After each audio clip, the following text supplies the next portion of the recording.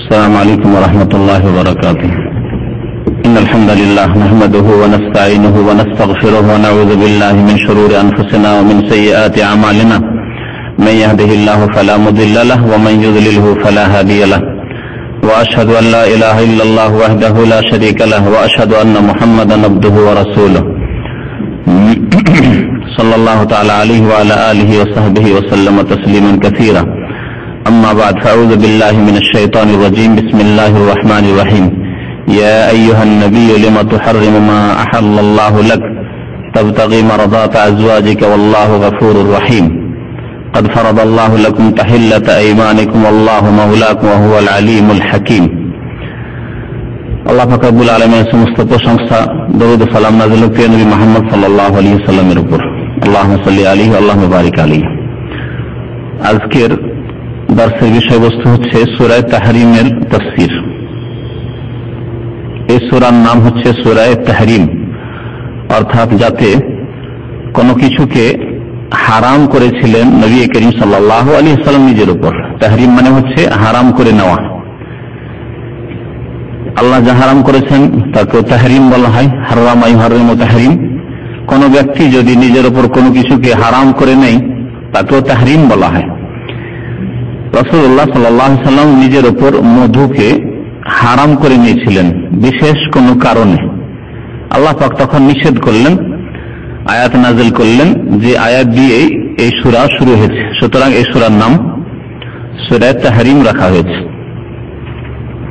এই সূরার শানে নুজুল, অর্থাৎ এই আয়াতগুলি বা এই সূরা কেন নাযিল হলো বা কি প্রেক্ষাপটে নাযিল হয়েছে এ সম্পর্কে সহিহ বুখারীতে, সহিহ মুসলিমে বিস্তারিত হাদিস বর্ণিত হয়েছে।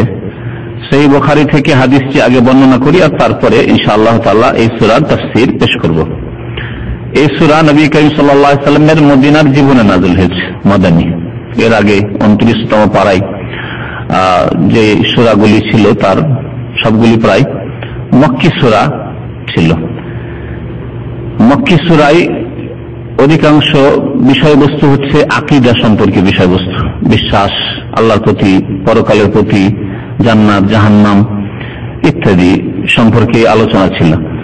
কিন্তু মদিনায় যেসব সূরা বা আয়াত নাযিল হয়েছে সেগুলির বিষয়বস্তু অধিকাংশ ক্ষেত্রে হচ্ছে বিধিবিধান, হুকুম, আহকাম, মাসলা মাসাইল, বিভিন্ন মাসলা মাসাইল। এখানেও হালাল এবং হারামের, যে আল্লাহ পাক হালাল করেছেন তা হারাম করা ঠিক নয়, এই বিষয় দিয়েই শুরু হয়েছে এই সূরা। মা আয়েশা রাদিয়াল্লাহু তাআলা আনহা হাদিস বর্ণনা করেছেন যে আন্না রাসূলুল্লাহ সাল্লাল্লাহু আলাইহি ওয়াসাল্লাম কানা ইয়ামকুসু ইনদা যায়নাব বিনতে জাহশ ওয়া ইয়াসরাবু ইনদাহা আসলান। নবী করিম সাল্লাল্লাহু আলাইহি ওয়াসাল্লাম তার একসাথে 9 জন বিবি আজওয়াজ মুতাহারাত ছিলেন, তাদের বাড়িতে লাইন ধরে বাড়িগুলি করা ছিল নবী করিম সাল্লাল্লাহু আলাইহি ওয়াসাল্লামের বিবিদের। বিকেল বেলা প্রত্যেকদিন আসর নামাজের পরে একবার করে তাদের বাড়িতে একের পর এক যেতেন আর তাদের খোঁজ খবর নিতেন। সামান্য সময় হয়তো লাগাতেন, বেশিক্ষণ নয়, আর তারপরে আবার আরেক বাড়িতে যেতেন। এইভাবে একটা চক্কর দিতেন প্রত্যেকটি বাড়িতে তাদের খোঁজ খবর নেওয়ার জন্য। আর তারপরে যখন সন্ধ্যা হয়ে যেত, রাত হইতো, যে বিবির পালা থাকতো সেই বাড়িতে গিয়ে রাত যাপন করতেন। রাতগুলিকে ভাগ করে দিতে হবে, এ হচ্ছে শরীয়ত। যদি কারো একাধিক স্ত্রী থাকে তাহলে রাতকে ভাগ করে দিতে হবে। বাকি দিনে যে স্ত্রীর পালা নেই সেই স্ত্রীর বাড়িতেও যাওয়া যেতে পারে। তাই নবী করিম সাল্লাল্লাহু আলাইহি ওয়াসাল্লাম এরকমই করতেন। দিনে প্রত্যেক বিবির বাড়ি গিয়ে আসর পর খোঁজ খবর নিতেন, কি সুবিধা অসুবিধা আছে, কি প্রয়োজন আছে, কেমন অবস্থায় আছে, এসব খবর নিতেন। আর রাত্রে গিয়ে ওই বাড়িতেই রাত কাটাতেন যে বাড়িতে তার পালা থাকতো, এবং পালা নির্ধারণ করতেন নবী করিম সাল্লাল্লাহু আলাইহি ওয়াসাল্লাম। তাহলে রাত ভাগ করে দেওয়া স্ত্রীদের মাঝে এটি হচ্ছে ফরজ কাজ।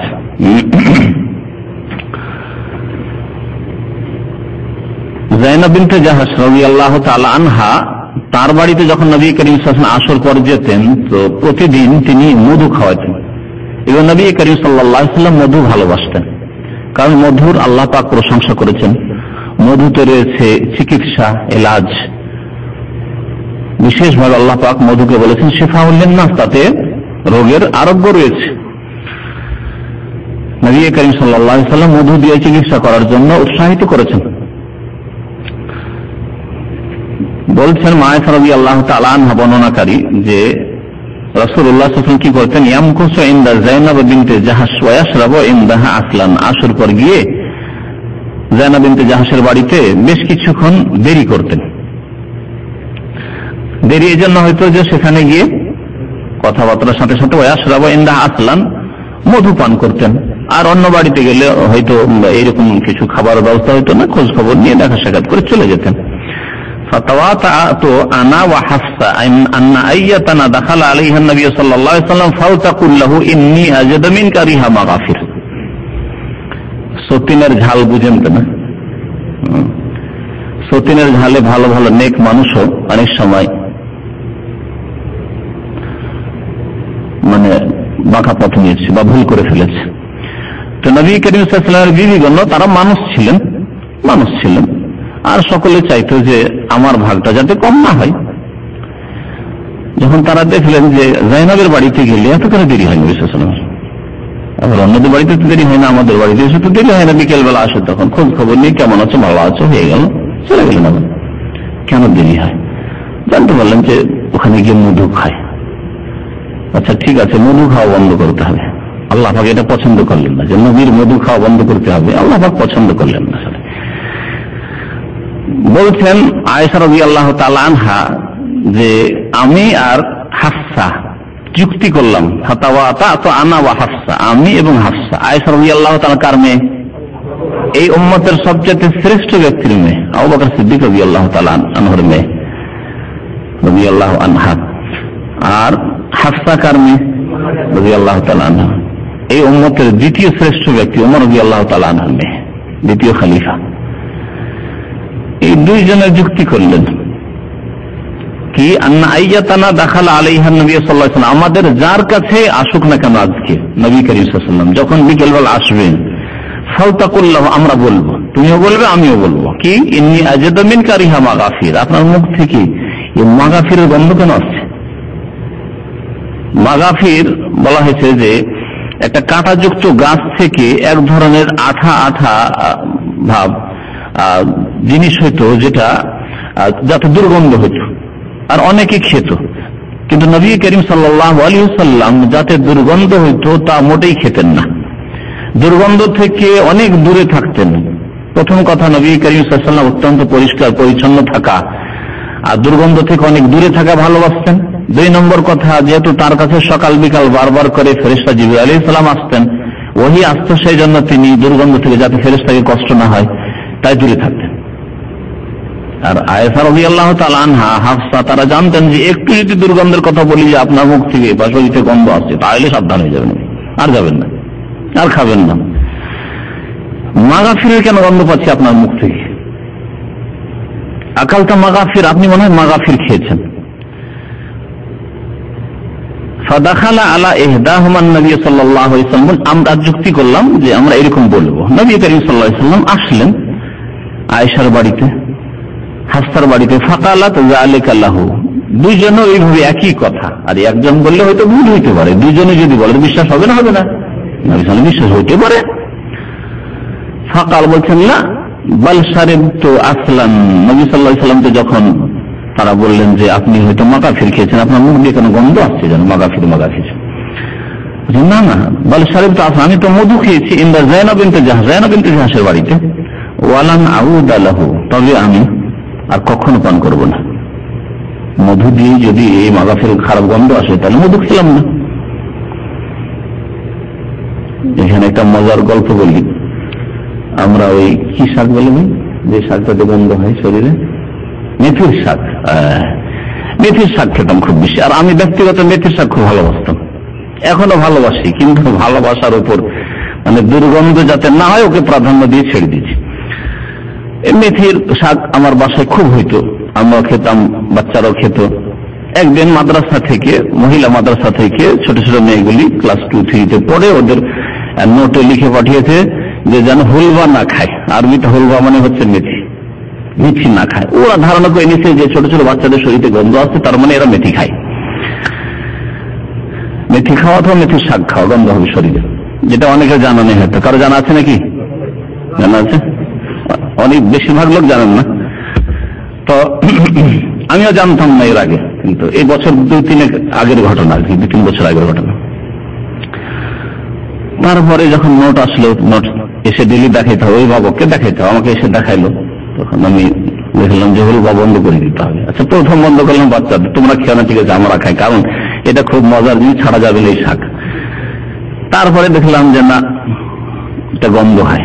একদিন ইসলামিক সেন্টারে আমাদের এক দায়িত্বশীল, তার কাছে আমি সাক্ষাতে গেছি, আতর আছে ওটাকে। তারপরে জিজ্ঞেস, আপনি মেথি বেশি খান নাকি? আশ্চর্য কথা, মেথি বেশি খান নাকি? বুঝতে পারলাম না কথাটা। মেথিতে গন্ধ হয় এটা তার আগে কিন্তু জানা ছিল না। তো যাই হোক, সতর্ক হয়ে গেলাম। এই মেথির শাক খাওয়া একেবারে বাদের মতো, যদিও খাই মাদ্রাসা যখন ছুটি থাকে তখন মাঝে মাঝে খাই, অল্প খেলে হয়তো গন্ধ হবে না, তারপরে মেথির শাকের গন্ধ আছে। তো ওই রকমই মাগাফির এক ধরনের আঠার মতো আমাদের দেশে যে বাবলা গাছ হইতো, বাবুল গাছ বা বাবলা গাছ, আপনি কি বলেন? বাবলা গাছ, ওর এক ধরনের আঠা হয়। ওই আঠা ছোটবেলা আমরা অনেকে খেতাম। তো এই মাগাফিরের গন্ধের কথা যখন বলা হলো নবী করিম সাল্লাল্লাহু আলাইহি ওয়াসাল্লামকে, তখন নবী সাল্লাল্লাহু আলাইহি ওয়াসাল্লাম বললেন যে মধু খাবো না। তাহলে যখন নবী সাল্লাল্লাহু আলাইহি ওয়াসাল্লাম বললেন, আরেকটা হাদিসে এর বিস্তারিত আরেকটু বাড়তি রয়েছে, এখানে কথাটি নেই, যে আপনি যদি মধু খেয়ে থাকেন তাহলে হয়েছে কি জানেন? ওই আয়েশা রাদিয়াল্লাহু তাআলা অথবা হাফসা বলছেন যে আসলে হয়েছে কি, যে ওই যে মৌমাছি গিয়ে মাগাফির গাছে বসেছে, মাগাফিরে বসে ওখান থেকে চুষে এসে তারপরে মধু হয়েছে, যার ফলে ওই মাগাফির গন্ধটা মধুতে চলে আসছে। এই কথা শুনে তো আরো সজাগ, তাহলে মধুই খাওয়া যাবে না। নবী করিম সাল্লাল্লাহু আলাইহি ওয়াসাল্লাম কি বললেন? ওয়ালান আউদ আলাহু, আমি আর মধু খাবোই না। মুখে গন্ধ আসে, ফেরেশতাকে কষ্ট হবে, জিবরাইল আলাইহিস সালামকে কষ্ট হবে, আমি খাবোই না। ফানাজালাত, তারপরে এই সূরার প্রথম আয়াত, ইয়া আইয়ুহান নাবিয়্যু লিমা তুহাররিমু মা আহাল্লাল্লাহু লাকা তাবতাগি মারদাত আজওয়াজিক আল্লাহু গফুরুর রহিম নাযিল হয়ে গেল। ইয়া আইয়ুহান নবী, হে নবী। আসল বিষয় বলার আগে আরেকটি কথা এখানে বলি, যেটি লক্ষণীয় বিষয়, যে কোরআনে কারীমে আল্লাহ পাক নবী করিম সাল্লাল্লাহু আলাইহি ওয়াসাল্লামকে যখন সম্বোধন করেছেন, কোন আয়াতে ইয়া মুহাম্মদ বলে সম্বোধন করেননি। আল্লাহ পাক কে কত প্রিয় বান্দা রাসূলুল্লাহ সাল্লাল্লাহু আলাইহি ওয়াসাল্লাম, সমস্ত নবী রাসূল চাইতে প্রিয় এবং সমস্ত নবী রাসূলের চাইতে বেশি সম্মানের অধিকারী, সেজন্য স্বয়ং আল্লাহ তার বান্দা রাসূল মুহাম্মদ সাল্লাল্লাহু আলাইহি ওয়াসাল্লাম তারপরে ইয়া মুহাম্মদ বলে কোথাও সম্বোধন কোরআনে করেননি। ইয়া আহমদ বলে নবী সাল্লাল্লাহু আলাইহি ওয়াসাল্লাম, আহমদ, ইয়া আহমদ বলে, হে আহমদ, হে মুহাম্মদ বলে সম্বোধন করেননি। ইয়া আইয়ুহান নবী, এখানে দেখেন, ইয়া আইয়ুহান নবিয়্যু লিমা তুহাররিমু মা আহাল্লাল্লাহু লাকা। কোরআনে কারীমে অন্য আয়াতে রয়েছে সূরা তালাক, ইয়া আইয়ুহান নবিয়্যু ইযা তাল্লাকতুমুন নিসা, হে নবী, ইযা তাল্লাকতুমুন নিসা, যদি বিবিদেরকে তোমরা তালাক দাও। এখানে নবী বলে সম্বোধন করেছেন। সূরা তালাক আসছে এরপরে তাফসীর, এরপরেরই সূরা বা এর আগের সূরা, উল্টো দিক থেকে তাফসীর করে যাচ্ছি এখন, এবারে 28তম পারার। আর কোরআনে কারীমের অন্য আয়াতে আল্লাহ রাসূল বলে সম্বোধন করে, ইয়া আইয়ুহার রাসূল বাল্লিগ মা উনজিলা ইলাইক, হে রাসূল, মুহাম্মদ সাল্লাল্লাহু আলাইহি ওয়াসাল্লামকে এই উদ্দেশ্য করে আল্লাহ সম্বোধন করে বলছেন, হে রাসূল সাল্লাল্লাহু আলাইহি ওয়াসাল্লাম, বাল্লিগ মা উনজিলা ইলাইকা মির রাব্বিকা, তোমার রবের পক্ষ থেকে যা কিছু নাযিল হয়েছে তা তুমি পৌঁছিয়ে দাও, তার প্রচার করো। রাসূল বলে অথবা নবী বলে সম্বোধন করেছেন। কোরআনের কোন আয়াতে পাবেন না যে হে মুহাম্মদ বলে আল্লাহ পাক সম্বোধন করেছেন। অথচ আল্লাহ পাকের হক যে আল্লাহ তার বান্দাকে হে মুহাম্মদ বলে সম্বোধন করবেন, হ্যাঁ, তাতে এমন কোন বেয়াদবি নেই। কিন্তু তারপরে আল্লাহ পাক রব্বুল আলামিন নবী করিম সাল্লাল্লাহু আলাইহি ওয়াসাল্লাম নবী বা রাসূল বলে সম্বোধন করেছেন। বা ইয়া আইয়ুহাল মুযাম্মিল, আরো জেনে রাখার বিষয়, নবী সাল্লাল্লাহু আলাইহি ওয়াসাল্লামের গুণবাচক নাম ইয়া আইয়ুহাল মুযাম্মিল, ইয়া আইয়ুহাল মুদ্দাসসির বলে সম্বোধন করেছেন। সূরা মুদ্দাসসির মুযাম্মিল পড়া হয়েছে, তাই না? কিন্তু ইয়া মুহাম্মদ বলে কোথাও সম্বোধন কোরআনে কারীমে পাবেন না, যেটা অনেকে হয়তো লক্ষ্য করেনি কোরআনে কারীমে, ঠিক না? তাহলে ওই রকমই আপনার সম্মানিত ব্যক্তিকে নাম ধরে সম্বোধন না করে যদি উপাধি দিয়ে সম্বোধন করেন, অথবা গুণ দিয়ে, কোন গুণ দিয়ে সম্বোধন করেন, তাহলে এটা ভালো বিষয় নয়, ভালো বিষয়। অথবা কুনিয়াত দিয়ে, কারণ আরো প্রাচীন যুগ থেকে কুনিয়াত দিয়ে সম্বোধন করাকে, কুনিয়াত মানে উপনাম, ছেলের বাবা বলে, অমুকের বাবা বলে, আর আমাদের সব মহিলারা কিন্তু স্বামীর নাম বলে না, কি বলে? বড় মেয়ে বা বড় ছেলের নাম ধরে বলে খাদিজার বাপ, হ্যাঁ, বা আব্দুল্লাহর বাপ বলে না, বা আব্দুল্লাহর আব্বা। এতে সম্মান রয়েছে, পক্ষান্তরের নাম ধরাই তাহলে সম্মান নিশ্চয় নেই।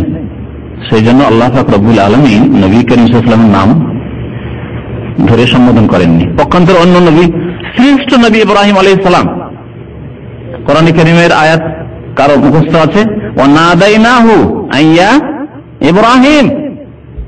আল্লাহ বলছেন আমি ডাক দিয়ে বললাম ইব্রাহিমকে যখন ওই কুরবানি করতেন ইসমাইলকে, ওয়ানাদাইনাহু আইয়া ইব্রাহিম, হে ইব্রাহিম।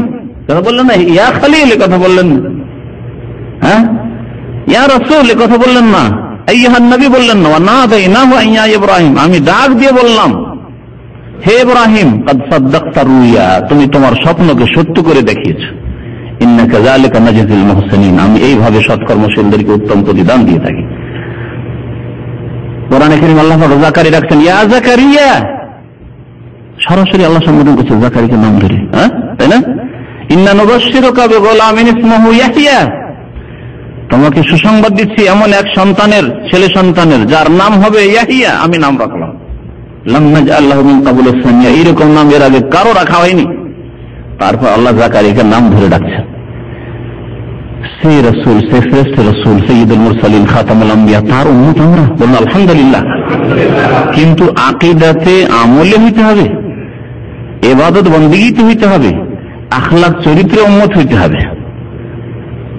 শুধু দাবি তো হইলে হবে না, শিরক করবেন, বিদআত করবেন, বেনামাজি হবেন, ফাসিক হবেন, গুনাহগার হবেন, নবীর তরিকা ছেড়ে আপনি ফাসিক ফাজরদের পাপিষ্ঠদের তরিকায় রয়েছেন, তারা আপনাদের আদর্শ এক শ্রেণীর লোকদের, আর বলবেন যে আমরা শেষ নবীর উম্মত আর তার শাফাতের আশাবাদী, মিথ্যা আশাবাদী। এই আশায় কোনো লাভ নেই।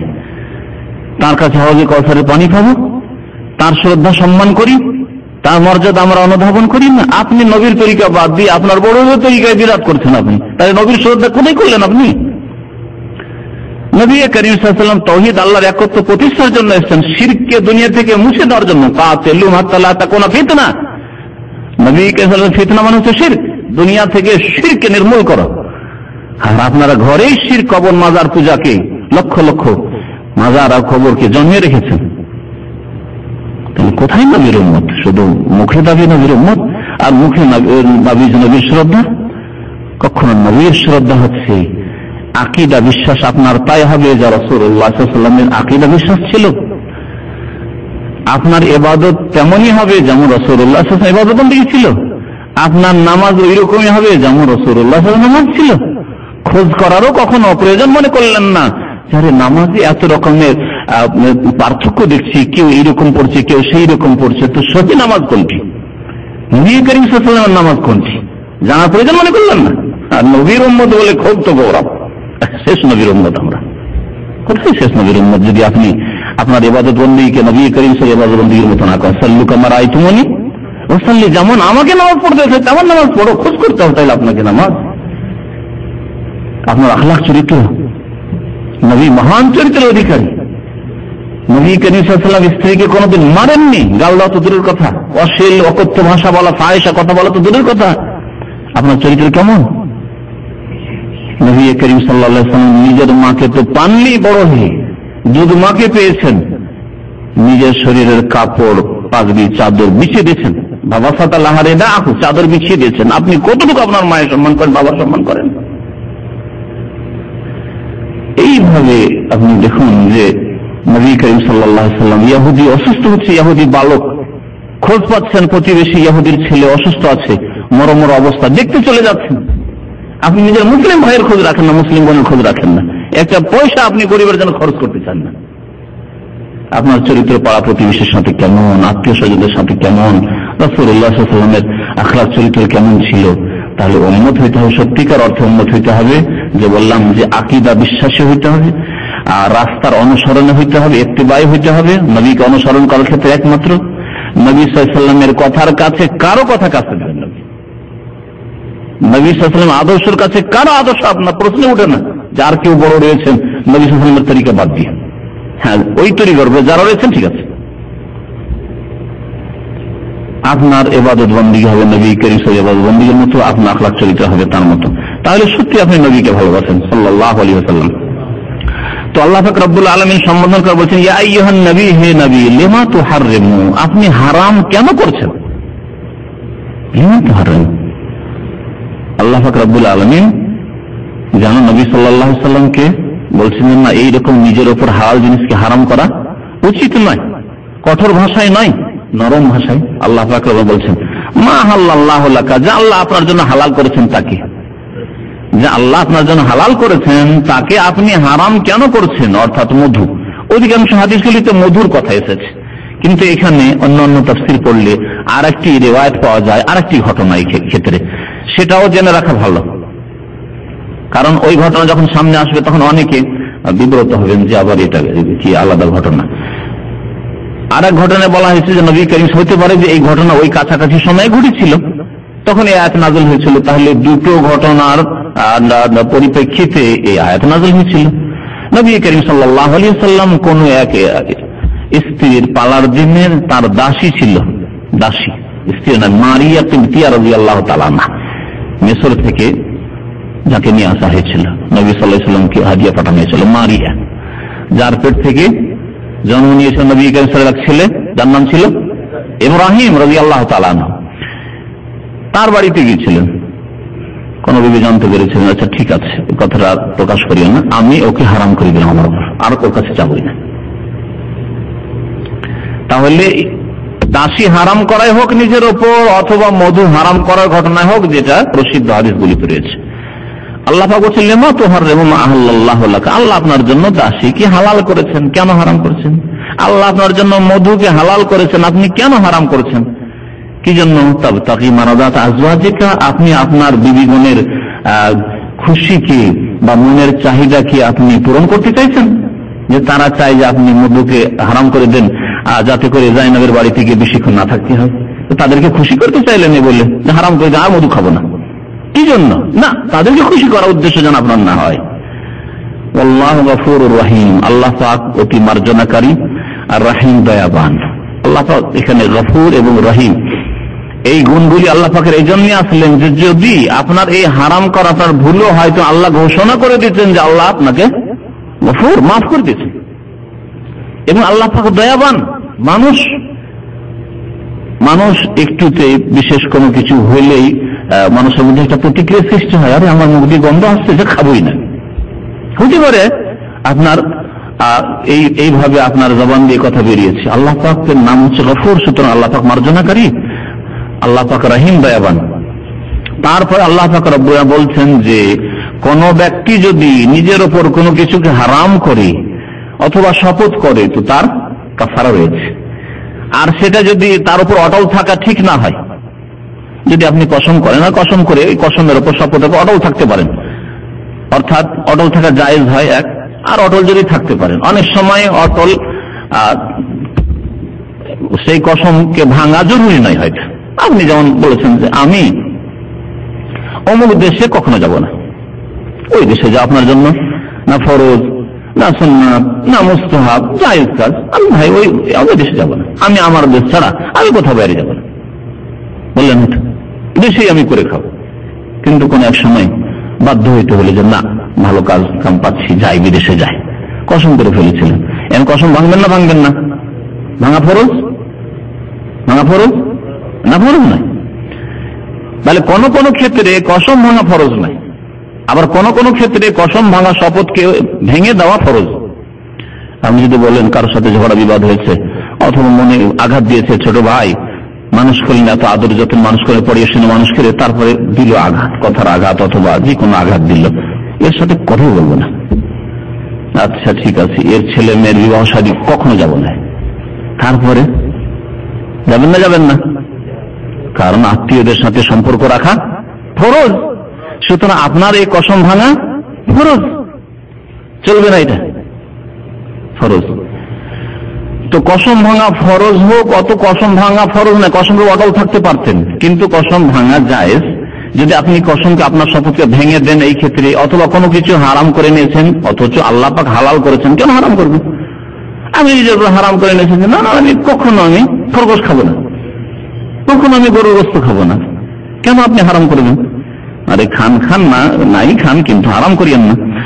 যদি কোনো কিছু আপনি যেটা হারাম করে দিয়ে থাকেন সেটা যেন এক ধরনের শপথ, ওই কসমের যে কাফারা আছে সেই কাফারা, কোনো কিছুকে হারাম করলে তারপরে সেটা যদি আপনি গ্রহণ করতে চান তাহলে কাফারা দিতে হবে। যে কাফারার কথা কোরআনে কারীমে আল্লাহ পাক উল্লেখ করেছেন। কাফারা আয়াত কার মুখস্থ আছে?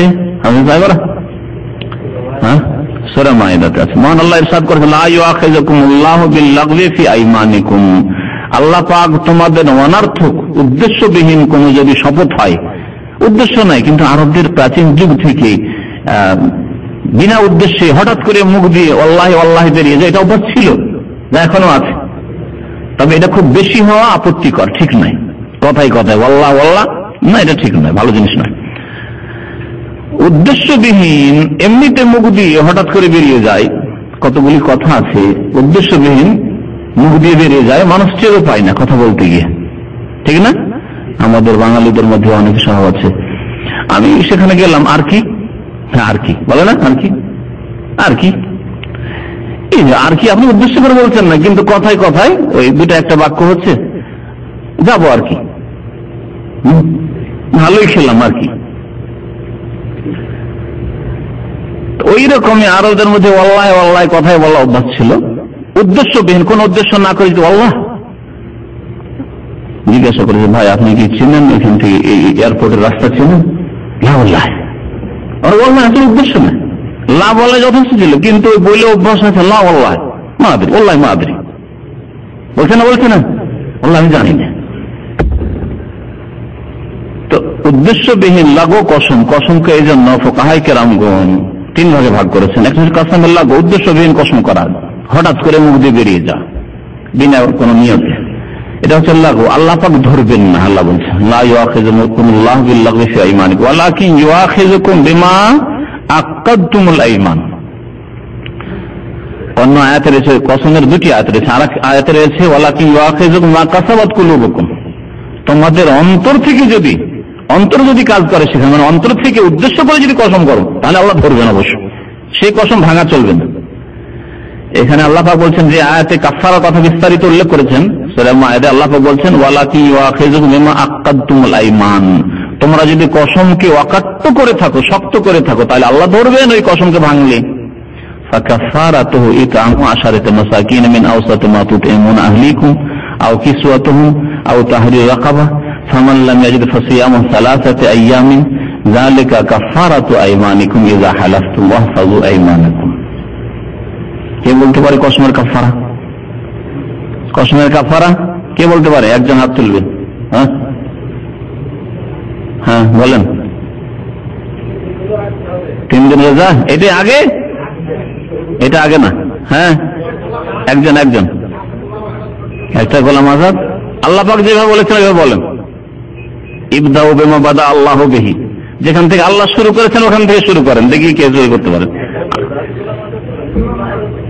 না, ফাইতামু আশারাতি মাসাকিন, 10 জন মিসকিনকে খাবার দেওয়া আল্লাহ বলেছেন। হ্যাঁ প্রথম, ফাকাফারাতুহু ইতআমু আশারাতি মাসাকিন, তার কাফারা হচ্ছে 10 মিসকিনকে খাবার দেওয়া, ইতআম মানে খাবার দেওয়া, আও অথবা আও কিসওয়াতুহু, অথবা 10 মিসকিনকে কাপড় দেওয়া, বস্ত্র দান করা হয়, 10 জনকে কাপড় পরান। আজকাল কাপড়ে বেশি খরচ আছে খাবার চেয়ে না, তবে ভালো হোটেলে যে খাবার খাওয়াই ওই খাবার যদি হয় তাহলে কাপড়ের চেয়ে বেশি। একবারের খাবারের বিল করলো 550, অবাক হয়ে গেল, 550 টাকা বিল। তার মানে এখানে তো 50 রিয়াল বা 40 রিয়াল সস্তা লাগে, কিন্তু দেশে যদি 500-550 টাকা বিল হয় তাহলে অনেকটাই। তো আও কিসওয়াতুহুম, কাপড় পরা 10 জনকে, হ্যাঁ পরানো, অথবা আও তাহরিরু রাকাবা, অথবা গোলাম আজাদ করা। তাহলে 3টিতে আল্লাহ পাক ইখতিয়ার দিয়েছেন, অপশন চয়েস করেন, 3টার একটা, কোনটা সুবিধা আপনার? গোলাম আজাদ করার সুবিধা আজকাল 0 নেই, শেষ। তাহলে বাকি থাকে 2টো আজকাল, কি হয় 10 জন মিসকিনকে খাওয়ান, আর নয় 10 জন মিসকিনকে কাপড় পরান। আল্লাহ বলছেন ফামাল্লাম ইয়াজিদ, যদি কেউ না পারে, না পায়, পারে না অথবা পায় না এগুলি, তাহলে কি করবে? ফাসিয়ামু সালাসাতি আইয়াম, 3 দিন রোজা রাখা। 3 দিন রোজা রাখা প্রথমখানে বলবেন না, যারা না পারবে খাওয়াতে, যারা না পারবে কাপড় পরাতে 10 জন মিসকিনকে, তারা 3 দিন রোজা রাখবে। যালিকা কাফারাতু আইমানিকুম, এ হচ্ছে তোমাদের কসমের কাফারা। তো বলবেন না তাহলে কসমের কাফারা, যদি আমরা অনেকে কসম কম খাই কিন্তু কসম অনেকে খায়, তাহলে কসমের দ্বিতীয় প্রকার হচ্ছে কসমে মুনআকিদা, অন্তর থেকে ইচ্ছা করে সংকল্প করে ভবিষ্যতের ক্ষেত্রে কসম খাওয়া, এতে কাফারা আছে। আর একটি কসম হচ্ছে ইয়ামিনে গমুস বা কসমে গমুস, মিথ্যা কসম। অতীতের ওপর কোন কাজ করেছেন অথচ বলছেন আমি করিনি, মোবাইল চুরি করেছেন আর তারপরে কসম খাওয়াবে, কসম আল্লাহর কসম আমি ভাই জানি না, তোমার মোবাইল নেওয়া তো দূরের কথা, জানি না আসলে নিয়েছ, এই কসমে কাফারা দিয়েও কাজ হবে না। এই কসমে কাফারা নেই, আর দুনিয়ার কাফারা দিয়ে মাফ হবে না, এতে জাহান্নামে যেতে হবে। আল ইয়ামিনুল গমুস মানে এমন কসম যা জাহান্নামে ডুবিয়ে দিবে, গামাসা একমেসে মানে ডুবিয়ে দাও, নিমজ্জিত করা। এই 3 প্রকারের কসম, এক হচ্ছে উদ্দেশ্য ছাড়া কসম, আল্লাহ মাফ করবেন। আর একটা হচ্ছে যে অতীতের কোনো কাজ করেছেন অথচ আপনি বলছেন না করিনি, হ্যাঁ, কোন জায়গায় গেছেন অথচ বলছেন যাইনি, আপনি লাগেজে মাল সামান কিছু নিয়ে, ইলেকট্রনিক মাল সামান নিয়ে যাচ্ছেন, দেখছি কাস্টম লাগিয়ে ভাই কি আছে বলতো, কসম করে বল দেখি, কসম করে বলছি কিছু নেই আমার কাছে, জানো বাঁচাবার জন্য বা পয়সা বাঁচাবার জন্য, যেই উদ্দেশ্য হোক না কেন, না, মিথ্যা কসম কাবিরা গুনাহ, এবং নবী করিম সাল্লাল্লাহু আলাইহি ওয়াসাল্লাম বলেছেন যে জাহান্নামে যাবে ওই ব্যক্তি যে মিথ্যা কসম করে। তো আর আরেকটি কসম হচ্ছে যার জন্য কাফারা আছে, ভবিষ্যতে এমন কাজ করব অথবা করব না বলে দিলেন, আর তারপরে সেটা যেটা করব বলেছেন করতে পারলেন না, অথবা করব না বলেছেন করতে হইল, অথবা কোনো কিছু হারাম করে দিয়েছেন, আমি আমার উপর গরুর গোশত হারাম করে দিলাম, পরে গরুর গোশত খেতে হইল, পান হারাম করে দিলেন, তারপরে পান খেয়ে ফেললেন, যে কোনো জিনিস হোক না কেন।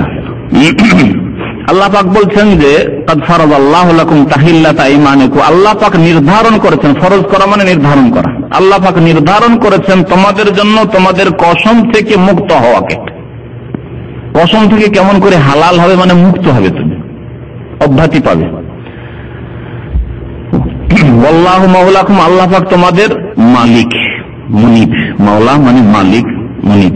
ওয়া হুয়াল আলিমুল হাকিম, এবং তিনি সবকিছুই জানেন, আলিম মানে সর্বজ্ঞ, সবকিছু জানেন, আর হাকিম মানে প্রজ্ঞাময়, যিনি হিকমতের অধিকারী, যার প্রত্যেকটি কথায় কাজে তত্ত্ব রয়েছে, রহস্য রয়েছে, হাকিম। আল্লাহ পাকের প্রত্যেকটি বিধানে, হুকুম হাকামে, বিশ্বাসের হোক আর ইবাদত বন্দেগীর হোক আর আখলাক চরিত্রের হোক, কোনো কিছু হারাম করাই হোক, কোনো করণীয় হোক, সব ক্ষেত্রে হিকমত রয়েছে, রহস্য রয়েছে, আপনি জানেন আর নাই জানেন। এই জন্য আল্লাহ পাকের নাম হচ্ছে হাকিম। আল্লাহ পাকের শরীয়তে বিধানে হিকমত রয়েছে। আল্লাহ পাক রব্বুল আলামিন শুধু শরীয়তি বিধান নয়, আল্লাহ পাকের দুনিয়াতে যা কিছু হচ্ছে তাতে হিকমত রয়েছে। গতকালকে আমি কোন এক ভাইকে বলছি যে এই গরম বড়ই কষ্ট লাগছে, তো তিনি একটা কথা আমাকে স্মরণ করে দিলেন, যেটা আমার খেয়ালে ছিল না। এত গরম যদি আল্লাহ না দিতেন তাহলে সৌদি আরবে কি খেজুর পাকত? হিকমত আছে এই গরম না, এইরকম গরম না পড়লে খেজুর পাকবে না, হিকমত আছে।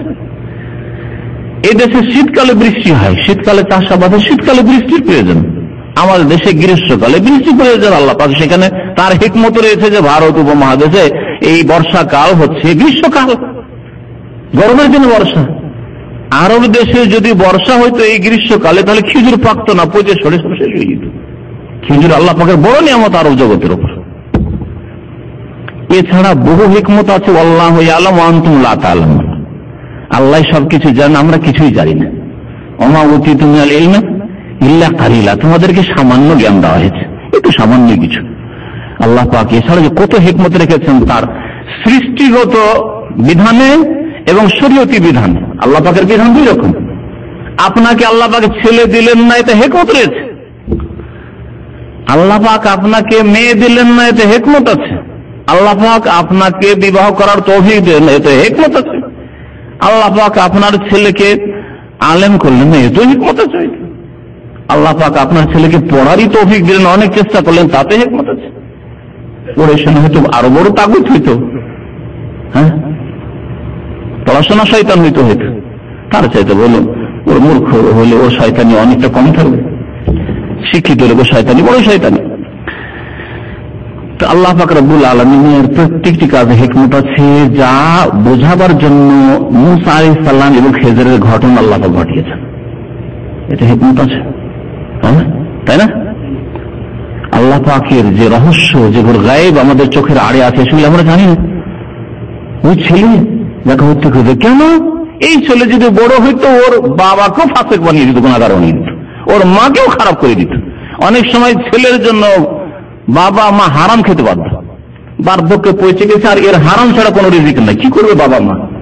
এক পয়সা সারা জিন্দগি হারাম খায়নি, কিন্তু এখন বার্ধক্যে এসে কোনো ইনকাম সোর্স নেই, ওই ছেলে হারাম ইনকাম, ও সুদ আর ঘুষ এনে দিচ্ছে, তা খাওয়া ছাড়া কোনো উপায় নেই। একা বাস করতে পারছেন না, আর ছেলে এমন পরিবেশে বাস করে যেখানে ইসলাম পালন করা যাবে না, আজান পর্যন্ত শুনতে পায় না। ছেলের জন্য ওর ঘরে গিয়ে থাকতে হবে, ওই বার্ধক্যে গিয়ে মসজিদে যেতে পারে না, সারা জিন্দগি 5 ওয়াক্ত মসজিদে নামাজ পড়েছে সে, কিন্তু বৃদ্ধ হওয়ার পরে ছেলের জন্য বাধ্য হয়েছে এমন এলাকায় থাকছে না। সারা জীবন থাকলো মাশাআল্লাহ মুসলিম পরিবেশে, মুসলিম সমাজে, আর 60-70 বছর বয়সে ছেলে গেছে আমেরিকা, কানাডা, ইউরোপ, ওখানে গিয়ে সারা জিন্দি কাট দিল, জিন্দিগি তো মসজিদ দেখার তৌফিকই হলো না। হচ্ছে কিনা? আল্লাহ পাক হয়তো এই জন্য আপনাকে ছেলে দেন। আল্লাহ পাক যে হাকিম, এই হাকিম আল্লাহ পাকের জিকির আজকাল, আসলে আল্লাহ পাকের কাজে যে হিকমত আছে, আল্লাহ পাকের সৃষ্টিতে যে হিকমত আছে, আল্লাহ পাকের প্রত্যেকটি তকদির যা নির্ধারণ করেছে আল্লাহ পাক মানুষের, তাতে যে হিকমত আছে, এতে কোনো সন্দেহ নেই।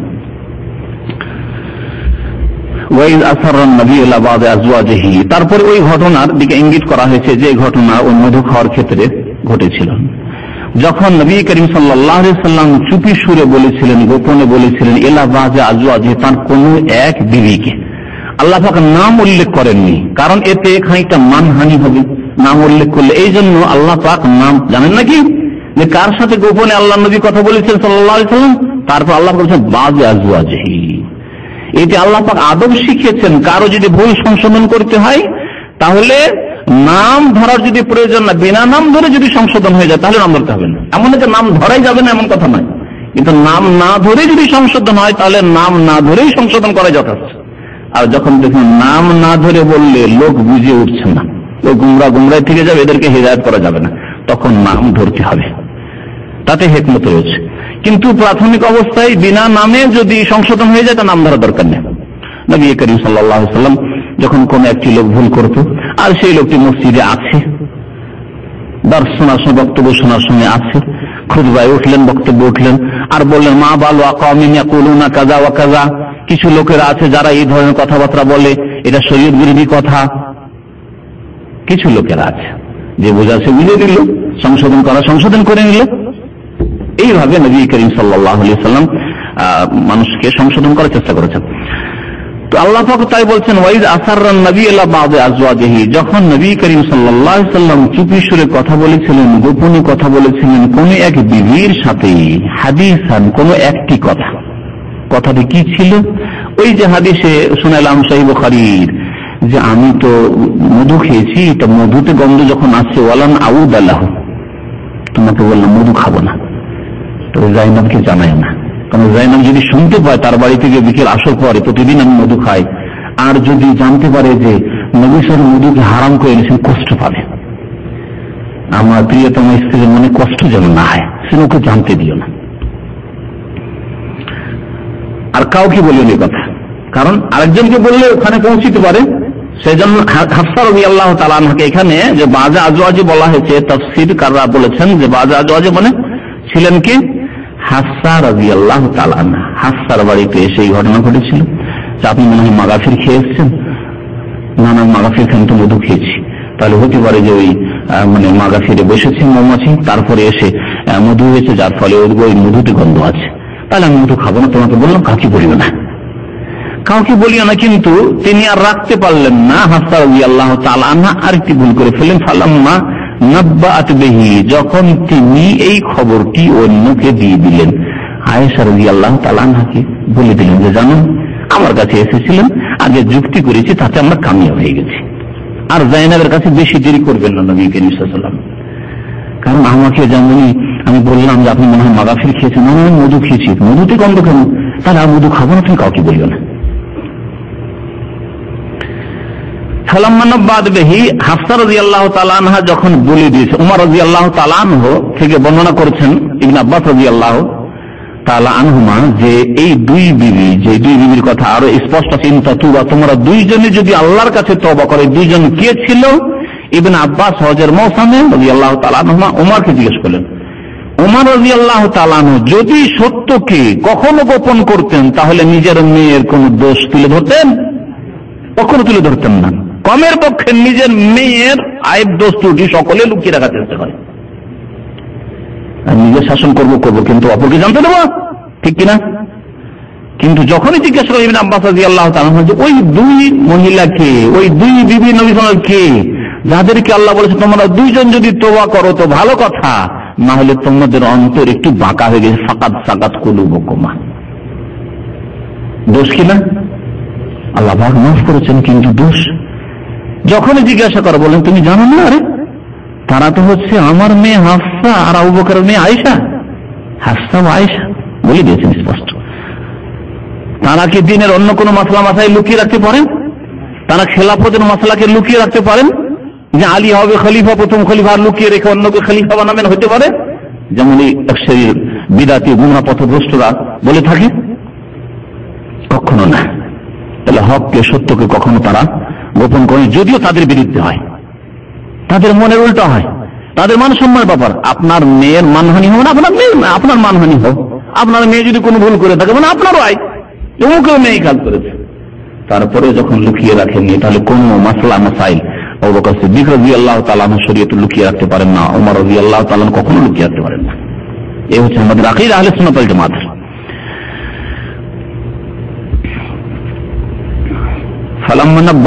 যখন তিনি বলে দিলেন, ও আযহারাহুল্লাহু আলাইহি, নবী করিম সাল্লাল্লাহু আলাইহি ওয়াসাল্লাম কি আল্লাহ পাক তখন জানিয়ে দিলেন যে তুমি বলেছিলে ওই স্ত্রীকে হাফসাকে যে কাউকে বলিও না, ও তো বলে দিয়েছে,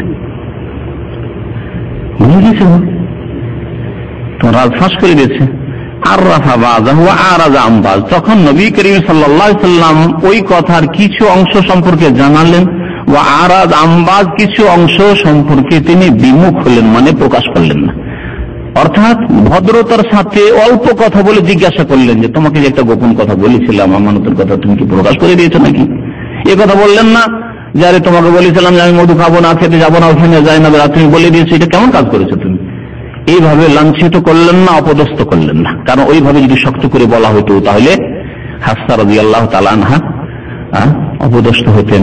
মান সম্মানের ব্যাপার ছিল, মান সম্মানের খেয়াল রেখে নবী করিম সাল্লাল্লাহু আলাইহি ওয়াসাল্লাম সম্পর্কে আল্লাহ কি বলছেন, আর রাফাবাজ, অল্প একটু বললেন, কি তুমি বলে দিয়েছো নাকি? বাস, এই ছিল নবী করিম মহান চরিত্র। চিন্তা করেন।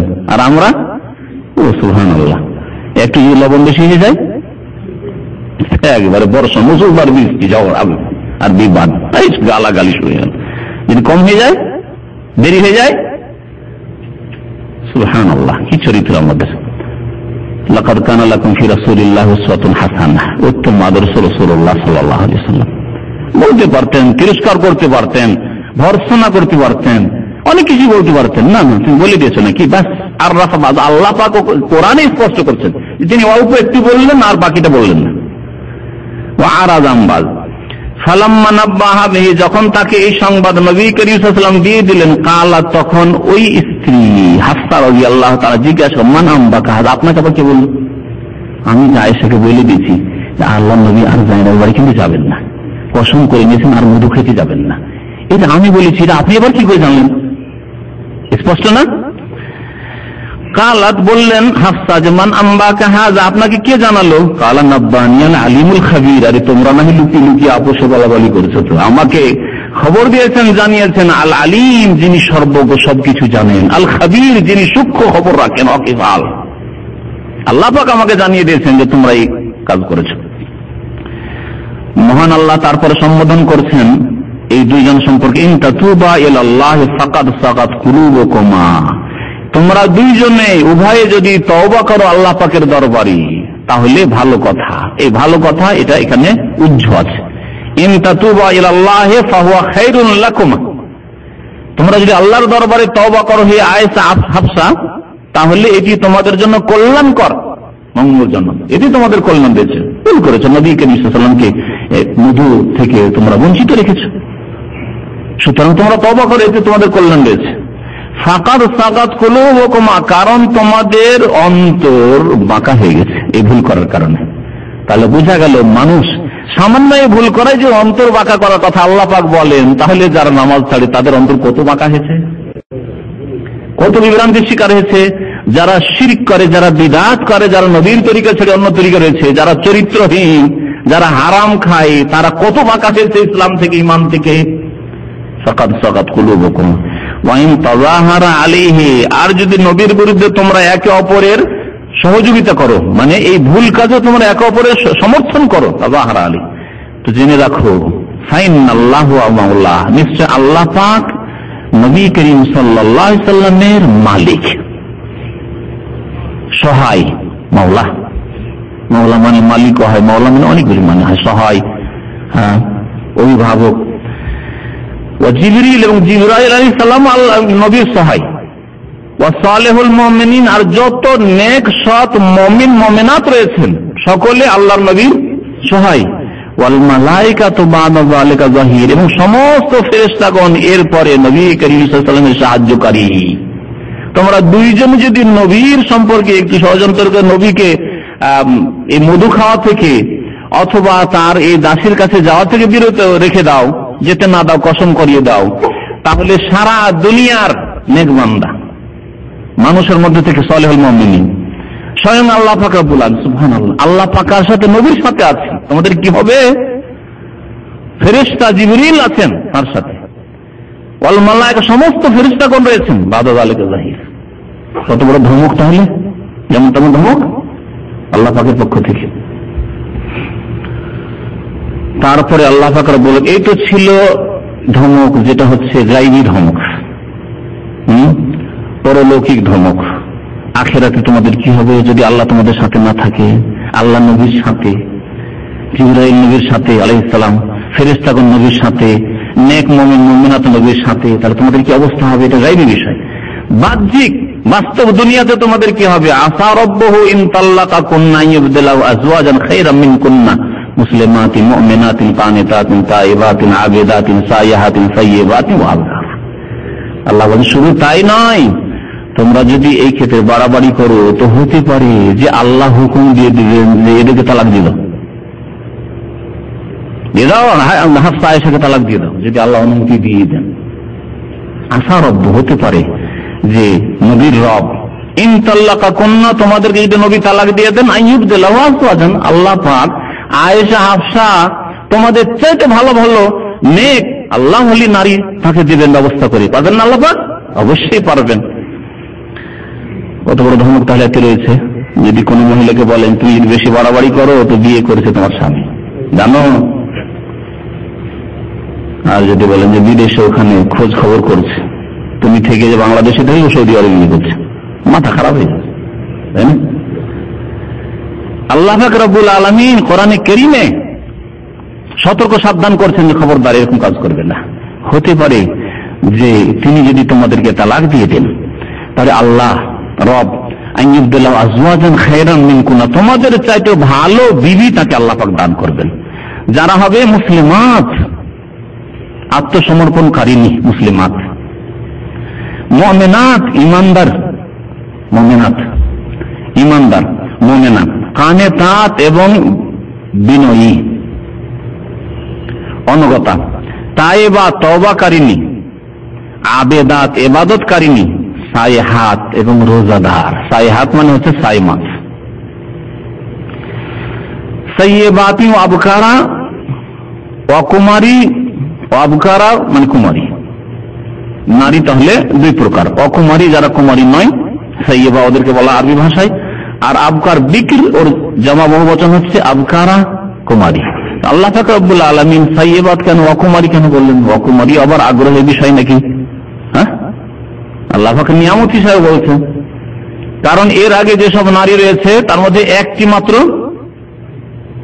নবী করিম সাল্লাল্লাহু আলাইহি ওয়াসাল্লাম বিবিদের মধ্যে 9 জনের মধ্যে একজন মাত্র আয়েশা রাদিয়াল্লাহু তাআলা আনহা মাত্র কুমারী, বাকি সব অকুমারী। আল্লাহ বলে তোমাদেরকে আল্লাহ পাক সরিয়ে দিয়ে তাকে তোমাদের মতোই দিবেন, তোমাদের চেয়ে ভালো দেবেন, কুমারীও দেবেন আর অকুমারীও দেবেন। তারপর মানুষের স্বভাব হচ্ছে বিভিন্ন রকমের স্বাদ গ্রহণ করা। মানুষকে একরকম জিনিস ভালো লাগে না, ডেলি আপনার গোস্ত ভালো লাগে না, প্রতিদিন যদি মাছ খান ভালো লাগবে না, প্রতিদিন যদি ঘি পোলাও খান ভালো লাগবে না, মাঝে মাঝে শাক ভাতে ভালো লাগবে, লাগবে না? তো ওই রকমই আল্লাহ পাক রব্বুল বলছেন যে আমার নবীকে আমি বিভিন্ন রকমের স্বাদের নিয়ামত দেব, কুমারীও দেব অকুমারীও দেব ইচ্ছা করলে। সাইয়্যিবাত ওয়া আবকারা। এখানে একটি বিষয় আরো জানার গুরুত্বপূর্ণ বিষয়, আল্লাহ পাক রব্বুল আলামিন ধমক দিলেন কিন্তু নবী করিম সাল্লাল্লাহু আলাইহি ওয়াসাল্লাম কি তাদেরকে তালাক দিয়েছেন? নবী করিম সাল্লাল্লাহু আলাইহি ওয়াসাল্লাম কি তাদেরকে দূরে করেছেন অথবা আল্লাহ কি দূরে করিয়ে দিয়েছেন আর অন্য কাউকে তারপরে বিবাহ করেছেন নবী সাল্লাল্লাহু আলাইহি ওয়াসাল্লাম? করেননি। তাহলে বোঝা গেল এর দ্বারা যে যাদেরকে আল্লাহ পাক রব্বুল নবীর সাথেই রেখেছেন এবং নবী সাল্লাল্লাহু আলাইহি ওয়াসাল্লাম এই 9 জনকে ছেড়ে ইন্তেকাল করেছেন, তারা এই উম্মতের নারীদের মধ্যে শ্রেষ্ঠ, তাদের চাইতে শ্রেষ্ঠ আর কেউ নেই বলে আল্লাহ পাক তাদেরকে সরিয়ে দেননি। আর না হলে তাদের চাইতে শ্রেষ্ঠ যদি হতো, যেমন আল্লাহ ধমক দিয়েছেন, আল্লাহ পাক নবীর অন্তরে দিতেন এদেরকে তালাক দিয়ে দিয়ে অন্যদের বিয়ে করি। আল্লাহ পাক সক্ষম ছিলেন যে আরো ভালো সতী নারী দিতেন, কিন্তু পৃথিবীর বাস্তবে যেহেতু তাদের চাইতে বেশি নেক নারী হতে পারে না বা ছিল না, আল্লাহ পাক নবীকে সাব্যস্ত রেখেছেন সেই বিবিদের সাথে এবং তারাই সবচাইতে বেশি আল্লাহ ওয়ালির নেক।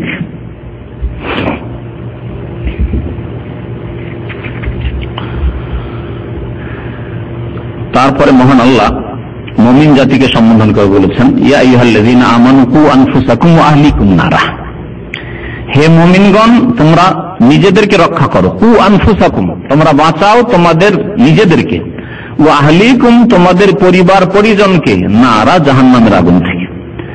এই আয়াতে আল্লাহ পাক ফরজ করেছেন যে যেমন নিজেকে আপনি জাহান্নাম থেকে রক্ষা করবেন আল্লাহ পাকের প্রতি ঈমানের মাধ্যমে, আল্লাহ পাক যেসব বিশ্বাস করতে বলেছে, ঈমান নিয়ে আসতে বলেছে, তার সেসবের প্রতি ঈমানের মাধ্যমে, অর্থাৎ পরকাল, রিসালাত, কোরআন, ঈমানের যে 6টি পিলার রয়েছে, ইবাদত বন্দেগীর মাধ্যমে, ফরজ আদায়ের মাধ্যমে, 5 ওয়াক্ত নামাজ পড়ার মাধ্যমে, রমজান রোজা রাখার মাধ্যমে, হজের মাধ্যমে, যাকাত যদি যাকাত ফরজ যাকাত আদায়ের মাধ্যমে, হারাম নাজায়েজ থেকে বেঁচে থাকার মাধ্যমে, পর্দার মহিলাদের বাস্তবায়নের মাধ্যমে নিজেকে যেমন জাহান্নাম থেকে রক্ষা করবেন, তেমনি নিজের পরিবার, স্ত্রী এবং ছেলে মেয়েদেরকেও জাহান্নাম থেকে রক্ষা করবেন। আমলের আগে, বিশ্বাসের আগে এলমের মাধ্যমে নিজে যেমন এলম হাসিল করবেন, তেমনি আপনার স্ত্রীকে দ্বীন সম্পর্কে, ইসলাম সম্পর্কে এলম দিতে হবে। আপনার ছেলে মেয়েদেরকে দ্বীন ইসলামের বিধিবিধান, হুকুম আহকাম সম্পর্কে, আকীদা এবং মাসলা মাসাইল সম্পর্কে, যার দ্বারা কমের পক্ষে আল্লাহ পাকের সঠিক ইবাদতবন্দি করতে পারে, কি হালাল কি হারাম, কি ফরজ ওয়াজিব সুন্নাত, নাজায়েজ জায়েজ জানে, এতটুকু নিজে জানা এবং নিজের স্ত্রী ছেলে মেয়েদেরকে জানানো, তাহারাতের মাসলা মাসাইল, ওযু, গোসল, হায়েজ নেফাস, ইস্তিহাজা, এসব তার স্ত্রীকে জানানো ফরজ। ছেলে মেয়েদেরকে ফরজ গোসলের মাসলা মাসাইল জানানো ফরজ। তাহারাত কেমন করে হয়, তায়াম্মুম, নামাজ, নামাজের মাসলা মাসাইল, রোজার মাসলা মাসাইল, যাকাতের মাসলা মাসাইল ইত্যাদি, কি হারাম কি হালাল, এসব শিক্ষা দেওয়া ফরজ। আলেম বানানো ফরজ নয়, ফরজে কিফায়া, বড় আলেম তৈরি করা। হাফেজ বানানো ফরজে আইন নয়, ফরজে কিফায়া।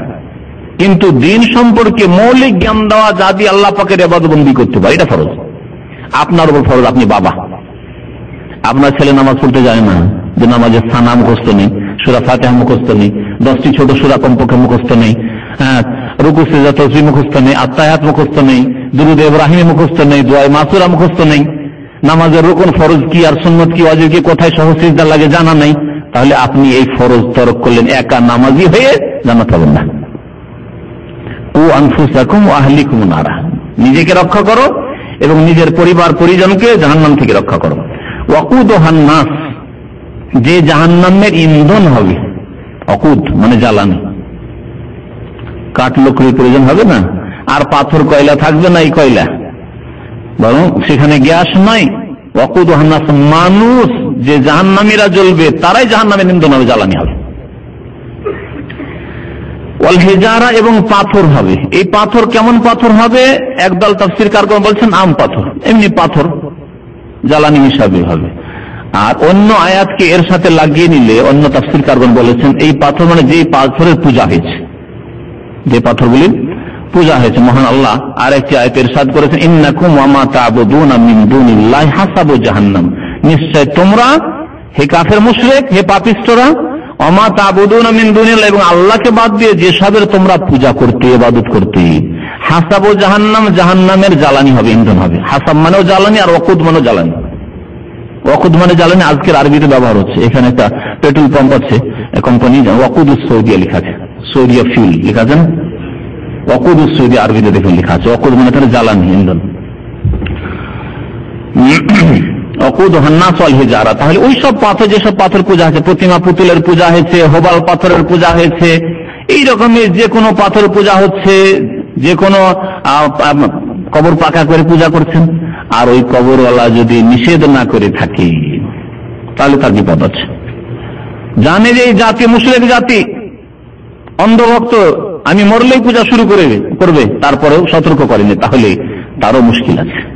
আর যদি তারা সতর্ক করে দিয়ে থাকে, সাবধান করে দিয়ে থাকে, তারা সহি দাওয়াত দিয়ে থাকে, তারা যদি আল্লাহর দিকে ডেকে থাকে, নবী করিম সাল্লাল্লাহু আলাইহি ওয়াসাল্লামের আদর্শের দিকে ডেকে থাকে, আর জবরদস্তি করে মারা গেছেন ইমাম আহমদ রাহমাতুল্লাহ আলাইহি, আর তার কবর পূজা কেউ শুরু করে দিল, রাসূলুল্লাহ সাল্লাল্লাহু আলাইহি ওয়াসাল্লাম দুনিয়া থেকে বিদায় নিয়ে কেউ পূজা শুরু করে দিল, তাহলে আল্লাহ পাক তাদের সম্পর্কে তারপরের আয়াতে যে আয়াত বললাম, ইন্নাকুম ওয়া তা'বুদুনা মিন দুনিল হাসাবু জাহান্নাম আনতুম লাহা ওয়ারিদুন, তার এক দুটি আয়াত পরে বলছেন, ইন্নাল্লাযীনা সাবাকাত লাহুম মিনাল হুসনা, নিশ্চয় যাদের সম্পর্কে আমার জান্নাতের হুকুম আগে হয়ে গেছে যে এরা জান্নাতি।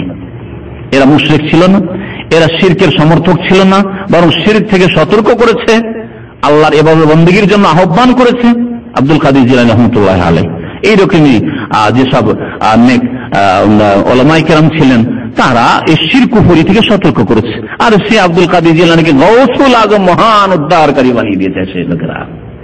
আল্লাহ বলছেন, ইন্নাল্লাযীনা সাবাকাত লাহুম মিনাল হুসনা, আমার পক্ষ থেকে আল্লাহ বলছেন যাদের সম্পর্কে হুসনা, জান্নাতের সার্টিফিকেট আগেই দিয়ে দেওয়া হয়েছে যে এরা জান্নাতের রাস্তায় ছিল, উলাইকা আনহা মুবাদুন, এরা জাহান্নাম থেকে দূরে থাকবে, জাহান্নাম থেকে এদেরকে রক্ষা করা হবে, এরা জাহান্নামে যাবে না। বাকি যারা এই শিরকের উপর সন্তুষ্ট ছিল তাদের পূজা হয়েছে, তাদেরকে সিজদা করা হয়েছে, তাদের মাজারে তওয়াফ করা হয়েছে, এর উপর সন্তুষ্ট ছিল, এইদিকে আহ্বান করে গেছে, এরা জাহান্নামের ইন্ধন হবে। আর ওই পাথরগুলি জাহান্নামের ইন্ধন হবে যেগুলির পূজা হয়েছে। আর মানুষ যারা এইসব পূজা করেছে আর শিরক বিদআত করেছে, নামাজ ছেড়েছে, পাপ করেছে, তারা জাহান্নামের ইন্ধন হবে। ওয়াকুদুহান নাস ওয়াল হিজারা আলাইহা মালাইকাতুন, ওই জাহান্নামের উপর মোতায়েন থাকবে, আলাইহা দায়িত্বশীল থাকবে কারা? মালাইকা, অনেক ফেরেশতা, গিলাযুন শিদাদ, তাদের দুইটি আল্লাহ পাক শক্ত স্বভাবের গুণ উল্লেখ করেছেন, একটা হচ্ছে গিলাজ আর একটা শিদাদ। গিলাজ গালিজুনের জামা, আর শিদাদ শাদীদুনের জামা। গালিজ বা গিলাজ মানে হচ্ছে পাষাণ হৃদয়, ওইসব ফেরেশতা যারা পাষাণ হৃদয়, যাদের অন্তর পাষাণ। শিদাদ, এবং যাদের স্বভাব হচ্ছে কঠোর, শক্ত স্বভাব, দয়া মায়া করবে না। উফ, এরা জ্বলছে, এদের কষ্ট হচ্ছে, কত চিল্লাচ্ছে, সুতরাং এদেরকে একটু আরাম দিয়ে দেওয়া হোক, এইরকম মায়া দয়া তাদের হবে না। আল্লাহ পাক ওইরকম করে জাহান্নামের রক্ষীদেরকে সৃষ্টি করেছে, জাহান্নামের পাহারাদার ফেরেশতাদেরকে, জাহান্নামের দায়িত্বে যেসব নিযুক্ত ফেরেশতারা থাকবেন তাদেরকে ওই করে আল্লাহ সৃষ্টি করেছেন। গিলাযুন শিদাদ, অন্তর তাদের শক্ত, আর তাদের স্বভাবও শক্ত, না কখনো মায়া দয়া হবে না। লা ইয়াসুন আল্লাহ মা আমারাহুম, আল্লাহ পাক যা তাদেরকে আদেশ করবেন তার কোনদিন তারা নাফরমানি করবেন না। আল্লাহ পাকের আদেশ যে কাফেরকে চিরকাল জাহান্নামে জ্বালাও, মুশরিককে চিরকাল জাহান্নামে জ্বালাও। বেনামাজি প্রথম কারণ জাহান্নামে যাওয়ার, বেনামাজি হওয়া মুসলিম উম্মতের, সুতরাং জ্বালাও এদেরকে, তখন আল্লাহ পাকের হুকুমের তারা নাফরমানি করবে না। ওয়া ইয়াফআলুনা মা ইউমারুন, যা তাদেরকে আদেশ করা হবে তাই তারা করবেন। ইয়া আইয়ুহাল্লাযীনা কাফারু, তারপর আল্লাহ পাক কাফেরদেরকে সম্বোধন করেছেন, হে কাফেররা, ইয়া আইয়ুহাল্লাযীনা কাফারু, হে অস্বীকারীরা কাফেররা, লা তা'তাযিরুল ইয়াওম, কিয়ামতের দিন আল্লাহ পাক সম্বোধন করে বলবেন, আজকে তোমরা তোমাদের অজুহাত পেশ করিও না, এই ওজোর আর চলবে না। এখন ওজোর পেশ করার জায়গা নয়, এখন বদলা নেওয়ার জায়গা, প্রতিদান দিবস। এখন না কাজের সুযোগ আছে, না আমলের সুযোগ আছে, না ফিরে যাওয়ার সুযোগ আছে। ইন্নামা তুজজাউনা মা কুনতুম তা'মালুন, যা কিছু তোমরা কর্ম করতে দুনিয়াতে তার নিঃসন্দেহে আজকে প্রতিদান দেওয়া হবে। ইয়া আইয়ুহাল্লাযীনা আমানু, তারপরে মুমিনদেরকে আল্লাহ সম্বোধন বলছেন, হে মুমিনগণ, তুবু ইলাল্লাহি তাওবাতান নাসুহা, তোমরা খালিস অন্তরে, নিখুঁত নির্ভেজাল অন্তর নিয়ে আল্লাহর সন্তুষ্টির জন্য তওবা করো। এই নাসুহা মানে হচ্ছে নসিহত। আমরা বলি না, অমুক ব্যক্তি কিছু নসিহত করলেন, বা আমাদেরকে কিছু নসিহত করুন, মানে উপদেশ দেন। নাসাহা ইয়ানসাহু মানে খালিস অন্তর থেকে কোন কথা বলা, মনের ভিতর থেকে কোন খালিস কথাবার্তা বলা, নিখুঁত নির্ভেজাল জিনিসকে নসুহ বলা হয়। তওবাতান নাসুহ মানে তাহলে খালিস তওবা, যাতে কোনো ভেজাল নেই, লোককে দেখাবার জন্য না, কাউকে খুশি করার জন্য নয়, অথবা এখানে পানিশমেন্ট হবে, শাস্তি থেকে বাঁচার জন্য বিচার সালিস হবে, তওবা করে নিল, খুব কেঁদে কেঁদে তওবা, বিচার সালিসে আসলে তওবা না, আবার সুযোগ পেলে আবার পাপ করবে। বিচার সালিসে যেসব লোকগুলি তওবা করে তাদের অবস্থা এরকম। অথবা জালসা ওয়াজ মাহফিলে একটু মনটা একটু ফিরে এসছে, তওবা করলো, কিন্তু তারপরে আবার ওই কুকুরের লেজ, আবার ওই রকমই ফজর নামাজ আবার নেই, খুব কামলো সুরের ওয়াজ শুনে। আমাদের দেশের ওয়াজগুলিতে তাই হয়, সুর সুরে কাঁদলো, শুধু কি বলা হইলো ওসব শোনাশুনি না, সুর সুরে খুব কাঁদলো, ফজর এলি, কোন সংশোধন নেই। তওবাতান নাসুহা মানে বিদাতীদের আকীদা নয়, যে বিদাতি কিতাব আছে যে নাসুহা কোন মহিলা না পুরুষ, পুরুষ মহিলা সেজে গিয়ে খেদমত করেছিল, আর ওই তাদের লজ্জা স্থান নারীদের দিকে ছিল, তারপরে সে ওর মতো তওবা না, এইসব ভণ্ডামি কথাবার্তা, এসব কথা না কোরআনের তাফসীরে আছে না হাদিসে আছে, এসব ভণ্ডামি কিছু কাহিনী। নাসুহা মানে নসিহত, নাসাহা ইয়ানসাহু মানে খালিস অন্তর থেকে তওবা করা, আল্লাহর সন্তুষ্টির জন্য, পরকালের মুক্তির জন্য, আল্লাহর আযাব থেকে দুনিয়া আখিরাতে বাঁচার জন্য, রক্ষার জন্য। আমি তওবা যদি না করি তো আল্লাহর আযাব যে কোনো সময় দুনিয়া আসবে, আর পরকালে আল্লাহ পাকের পকড়াও হবে জাহান্নাম। আসা রাব্বুকুম আইয়ুকাফিরা আনকুম সাইয়্যাত, তোমরা যদি খালিস অন্তরে তওবা করো তো হতে পারে যে তোমাদের রব তোমাদের গুনাহগুলিকে মোচন করে দেবেন। ওয়ায়ুদখিলাকুম জান্নাতিন তাজরি মিন তাহতিহা আনহার, এবং এমন জান্নাতে তোমাদেরকে দাখিল করবেন যে জান্নাতের নিম্নদেশে নহর, নদী, নালা প্রবাহিত রয়েছে, আনহার। ইয়াউমা, এমন একদিনে আল্লাহ জান্নাত দেবেন, লা ইউখজিল্লাহুন নবী, সেই দিন আল্লাহ পাক নবীকে অপদস্থ করবেন না। ওয়াল্লাযীনা আমানু মাআহু, এবং যারা তার সাথে ঈমান নিয়ে এসেছে মুমিন মুমিনা, তাদেরকে আল্লাহ অপদস্থ লাঞ্ছিত করবেন না। নূরুহুম ইয়াসআ বাইনা আইদিহিম ওয়া বিঈমানিহিম, সেই দিন তাদের আলো, নূর তাদের সামনে এবং তাদের ডান দিকে ছুটাছুটি করবে।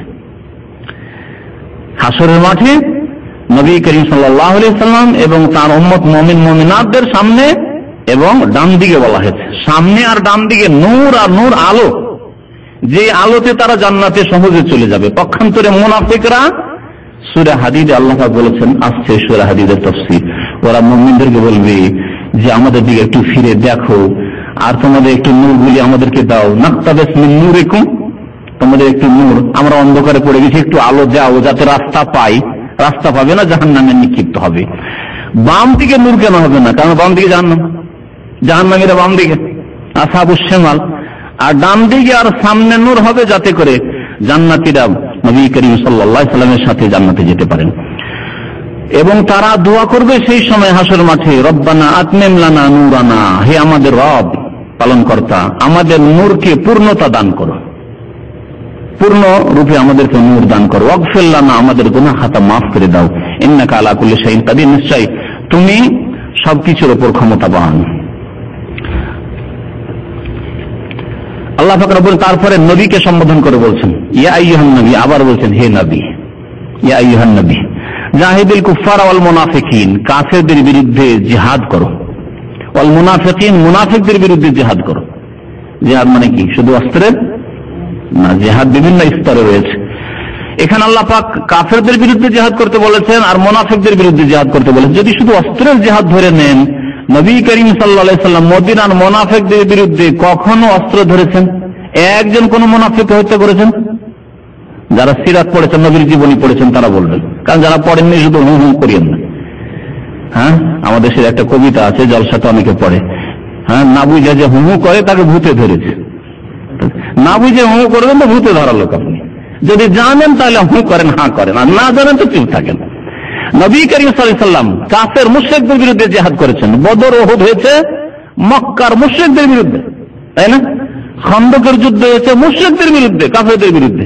কিন্তু মুনাফিক যারা কলেমা পড়তো কিন্তু অন্তরে ঈমান ছিল না, আব্দুল্লাহ বিন উবাই মুনাফিকের দল, ওদের যুদ্ধে 1000 নিয়ে নবী করিম সাল্লাল্লাহু আলাইহি ওয়াসাল্লাম বের হইলেন, রাস্তায় গিয়ে 300 বেরিয়ে চলে আসলো। জানেন না? জানেন না? আসতে বলছেন মানে অল্প লোকই জানেন, ঠিক না? বেরিয়ে যে চলে আসলেন, আসলে 300 জন। নবী করিম সাল্লাল্লাহু আলাইহি ওয়াসাল্লাম তাদের বিরুদ্ধে জিহাদ করেছিলেন, ইহুদিদের বিরুদ্ধে জিহাদ হয়েছে, যারা বিশ্বাসঘাতকতা করেছিল, গাদ্দারি করেছিল, বানু কুরাইজা, বানু নজির, বানু কাইনুকা। কিন্তু মুনাফিকদের বিরুদ্ধে অস্ত্র ধারণ করা হয়নি। মুনাফিক যখন বলল একবার তবুকের যুদ্ধের সময় যে নবী করিম সাল্লাল্লাহু আলাইহি ওয়াসাল্লাম লাঞ্ছিত মানুষ, আজাল, মদিনা ফিরে গেলে লা ইউখরিজান্নাল আ'আজ্জু মিনহাল আজাল, যারা সম্মানিত লাঞ্ছিতদেরকে মদিনা থেকে বের করে দেবে। এই কথা শোনার পরে ওমর রাদিয়াল্লাহু তাআলা আনহু বলেছেন, বিভিন্ন ক্ষেত্রেও বলেছেন নবী করিম সাল্লাল্লাহু আলাইহি ওয়াসাল্লামকে, ওমর ইয়া রাসূলুল্লাহ, আমাকে শুধু হুকুম দেন, আমি এই মুনাফিক ইবনে উবাইয়ের গর্দন উড়িয়ে দিচ্ছি। কতবার বলেছেন তিনি, নবী করিম অনুমতি দেননি। না না না, এই অনুমতি দেওয়া হবে না, কারণ ইন্নান নাস ইয়াতাহাদ্দাসু আন্না মুহাম্মাদান ইয়াকতুলু আসহাবা, লোকেরা ছড়াবে এই মিথ্যা কথা যে মুহাম্মদ তার সাথী সঙ্গীকে খুন করে দিচ্ছে। লোকে মনে করবে যে ইবনে উবাই এ তো কলেমা পড়েছে, সুতরাং মুহাম্মদ সাল্লাল্লাহু আলাইহি ওয়াসাল্লামের সাথী, আসলে তো সাথী নাই, তো মুনাফিক, অন্তরের মুনাফিক। না, একে হত্যা করা যাবে না। তাহলে মুনাফিকদের বিরুদ্ধে নবী করিম সাল্লাল্লাহু আলাইহি ওয়াসাল্লাম কখনো অস্ত্র ধরেননি। আল্লাহ যে বলছেন জাহিদুল কুফার আল মুনাফিকিন, কাফের বিরুদ্ধে জিহাদ করো, মুনাফিকের বিরুদ্ধে জিহাদ করো। তাহলে বোঝা গেল যে এই জিহাদ মানে সশস্ত্র জিহাদ নয়, এছাড়াও আরো জিহাদ রয়েছে। কোন জিহাদ তাহলে? এর আগে বলেছি কোরআনে কারীম যে জিহাদ, আল্লাহ পাকের হুজ্জত, প্রমাণকে মানুষের উপর কায়েম করে দেওয়া, যাতে কাল কিয়ামতে আর কোনো ওজর পেশ না করতে পারে। আল্লাহ আমরা জানতাম না, এটা হচ্ছে বড় জিহাদ। তাহলে মানব জাতির কাছে সঠিক দাওয়াতকে তুলে ধরা, কোরআনের আহ্বানকে তুলে ধরা, আল্লাহ পাকের কালামকে তুলে ধরা, এই আসমানি সিলেবাসকে পেশ করা বিভিন্ন ভাষায়, হচ্ছে বড় জিহাদ। দাওয়াতের আল্লাহ, দ্বীনের দাওয়াত দেওয়া। যারা জানে না ইসলাম সম্পর্কে অথবা বিরূপ ধারণা রয়েছে, ইসলাম মানে সন্ত্রাস, ইসলাম মানে সন্ত্রাস, এরা খুন করে, তাদেরকে যদি কোরআন কারীমের তাফসীর পৌঁছে দেওয়া হয়, কোরআন কারীমের সঠিক ব্যাখ্যা বক্তব্যের আকারে হোক অথবা লিখনির আকারে হোক, তাফসীরের আকারে হোক, যে আকারে সিরাতের আকারে হোক, যদি পৌঁছে দেওয়া হয়, তাহলে এটি হচ্ছে বড় জিহাদ। যেই জিহাদ নবী করিম সাল্লাল্লাহু আলাইহি ওয়াসাল্লাম মুনাফিকদের বিরুদ্ধে করেছেন। মুনাফিকদেরকে সব সময় তাদের কানে দ্বীনের দাওয়াত পৌঁছাতে থেকেছে, দ্বীনের কথা পৌঁছতে থেকেছে তাদের কাছে, সতর্ক তাদেরকে করতে থেকেছেন জাহান্নাম থেকে। আল্লাহ পাক কোরআনে আয়াত নাযিল, ইন্নাল মুনাফিকিনা ফিদ দারকিল আসফালি মিনান নার, মুনাফিকরা জাহান্নামের সবচেয়ে নিম্ন স্তরে অবস্থান করবে, সবচেয়ে নিচে তাদের স্থান হবে।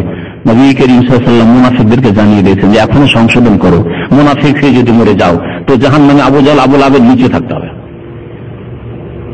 নামাজ পড়েও আর কলেমা পড়েও। ইযা জাআকাল মুনাফিকুনা ক্বালু নাশহাদু ইন্নাকা লা রাসূলুল্লাহ, এরা বলতো নাশহাদু, আমরা সাক্ষী দিচ্ছি যে নবী আপনি তো আল্লাহর রাসূল। আল্লাহু ইয়ালামু ইন্নাকা লা রাসূল, আল্লাহ ভালোই জানেন যে আপনি সত্যি আল্লাহর রাসূল। আল্লাহু ইয়াশহাদু, আল্লাহ সাক্ষী দিচ্ছেন স্বয়ং, ইন্নাল মুনাফিকিনা লাকাযিব, মুনাফিকরা মিথ্যুক, এরা মিথ্যা কথা বলে, অন্তর থেকে কথা বলে না। তো এই আল্লাহ পাক যে জিহাদ করতে বলেছেন, জিহাদ বিভিন্ন স্তরে রয়েছে। হককে, সত্যকে স্পষ্ট রূপে পৌঁছে দেওয়া, বাতিলকে শনাক্ত করে দেওয়া, শিরককে শিরক বলে আখ্যায়িত করা, বিদআতকে বিদআতকে বলে আখ্যায়িত করা, পাপকে পাপ বলে আখ্যায়িত করা, এবং পাপীদেরকে সতর্ক করে দেওয়া যে এই নামাজ ছাড়া অবস্থায় যদি মারা যাও আল্লাহ পাক প্রথম কাল কিয়ামতে হিসাব নেবেন। হে মুসলিম, তুমি নামাজ সম্পর্কে যদি জবাব না দিতে পারো, বলে ক্বালু লাম নাকু মিনাল মুসাল্লিন, আমরা জাহান্নামে এই জন্য এসেছি যে আমরা নামাজ পড়তাম না। বড় জিহাদ, দ্বীনের দাওয়াত বড় জিহাদ। আল্লাহ পাক বলছেন ফালা তুতিল কাফিরিন ওয়া জাহিদহুম বিহি জিহাদান কাবীরা, জাহিদহুম বিহি, তার দ্বারা জিহাদ করো। কার দ্বারা বলা হয়েছে? আল কোরআন, সূরা ফুরকান আল্লাহ পাক বলেছেন কোরআন দ্বারা। তাহলে কোরআন এবং হাদিসের কথা পৌঁছানো জিহাদ, কাফের এবং মুনাফিকদের বিরুদ্ধে জিহাদের কথা এখানে বলা হয়েছে এইভাবে। ওয়াগুলুজ আলাইহিম, এবং তাদের সাথে কঠোর আচরণ করো, শক্ত আচরণ আল্লাহ পাক করতে বলেছেন। প্রয়োজনের ক্ষেত্রে শক্ত আচরণ করে হচ্ছে দাওয়াত, কিন্তু কখনো কখনো নরম আচরণ করে হচ্ছে দাওয়াত। এখানে আল্লাহ পাক শক্ত আচরণ করতে বলেছেন, তখন যে পরিস্থিতিটা ছিল, অবস্থা ছিল, শক্ত আচরণ অবস্থা ছিল। কখনো কখনো নম্রতা অবলম্বন করতে হবে, তখন নম্র হইতে বলে সাবিয়া রহমাতিন মিনাল্লাহ লিনতা লাহুম, তাদের সাথে আল্লাহর অনুগ্রহ পূর্বক আপনি নম্রতা অবলম্বন করেছেন। আল্লাহ বলেছেন কোরআনে কারীমে। ফিরআউনের কাছে যাচ্ছেন মুসা আলাইহিস সালাম, হারুন আলাইহিস সালাম, আল্লাহ বলছেন তাদেরকে ফাকুলা লাহু কাওলান লাইয়িনান, নরম ভাষায় কথা বলি। ওখানে বগুলো আল্লাহ বলেন, তাহলে সমন্বয় করতে হবে। আপনাকে একটা ছোট্ট উদাহরণ দিয়ে বলি, ক্ষেত্র বিশেষ আপনি কঠোর হবেন আর ক্ষেত্র বিশেষে নরম হবেন। আপনার ছোট ভাই নামাজ পড়ে না, নরম হবে না শক্ত হবে? দেখছেন যে একে শক্ত হলে পারবো, বেশিরভাগ ক্ষেত্রে। অনেক ক্ষেত্রে আপনার ছোট ভাই বেশি শিয়ানা, মাস্টার ডিগ্রি করে, স্যার আপনি মাধ্যমিক পাস, তাহলে আপনাকে তো মানছে না, হ্যাঁ ইঞ্জিনিয়ার হয়ে গেছে, তাহলে দেখতে হবে যে না এখানে মনে হয় নম্রতা দিয়ে কাজ হতে পারে, দেখতে হবে অবস্থাটা। কিন্তু অধিকাংশ ক্ষেত্রে আপনার আয়ত্তে আছে, আপনার ছেলেরা, ভাই বাদ দেন, ভাই অনেক সময় বেশি শিয়ানা হয়ে যায়। আর আজকাল বিশেষ করে যতক্ষণ পয়সার প্রয়োজন ততক্ষণ ভাই, আর তারও পয়সার গরজ শেষ, আপনার চাইতে বেশি শিয়ানা। ছেলেদের ক্ষেত্রে আপনি শক্ত ভূমিকা নেবেন। আপনি ওগুলো জানেন, নামাজ পড়েন না, শক্ত হইতে হবে, বাড়িতে খাওয়াবেন পুষবেন আর নামাজ পড়বে না, ছেলেরা সাবালক হয়ে হতেই পারে না, এটা চলবে না। স্ত্রী ওগুলো জানেন, শক্ত হইতে হবে। আপনার স্ত্রীর ক্ষেত্রে শক্ত হবে, আপনার ভাইয়ের স্ত্রীর ক্ষেত্রে শক্ত হওয়া চলবে? নামাজ পড়াতে বের করে দিব তোকে, আপনার অধিকার আছে বের করে দিব বলার। আপনার ভাই বলে কি রে তুই বের করবি আমার স্ত্রীকে, ঠিক না? দেখ দেখি, সাথে সাথে লড়াই শুরু হয়ে গেল, মারপিট শেষ না, যে হালত। তাহলে এখানে আপনার ভাইয়ের স্ত্রী, আপনার পাড়া প্রতিবেশীর স্ত্রীকে যদি পর্দা করতে বলেন আর যদি তাদের নামাজ পড়তে বলেন, তাহলে নম্রতা অবলম্বন করতে হবে। পক্ষান্তরে আপনার স্ত্রীর ক্ষেত্রে ওগুলো জ্বালিয়ে শক্ত হইতে হবে। এই জন্য বলা হয়েছে যে যিনি দিনের দাওয়াত দেবেন, দিনের খেদমত করবেন, তিনি একজন হাকিম, ডাক্তার। ডাক্তার দেখছে এই রোগীকে কোন ওষুধে ভালো করা যেতে পারে।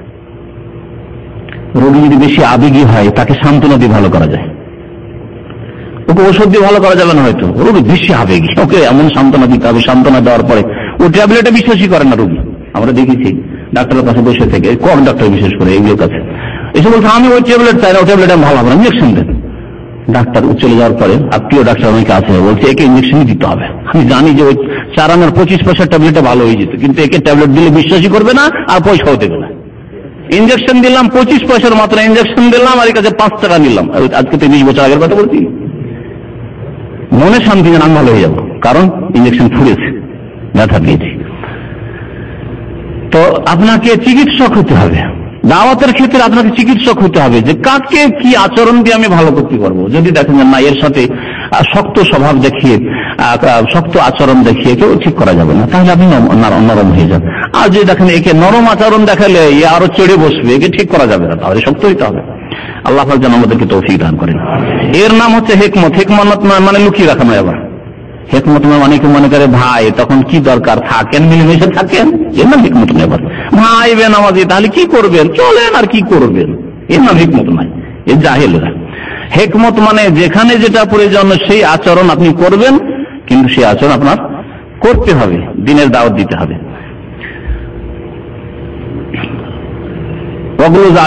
তাদের সাথে কঠোর আচরণ করো। জাহান্নাম, এবং জেনে রাখো যে ওদের বাসস্থান হচ্ছে জাহান্নাম। কাফের আর মুনাফিকদের বাসস্থান হচ্ছে জাহান্নাম। অবিসাল মাসির, আর কতই না নোংরা প্রত্যাবর্তন স্থল, ফিরে যাওয়ার জায়গা মাসির, তারা এখানে ফিরে যাবে, কত যে নোংরা জায়গায় তারা ফিরে যাবে জাহান্নামে দুনিয়া থেকে।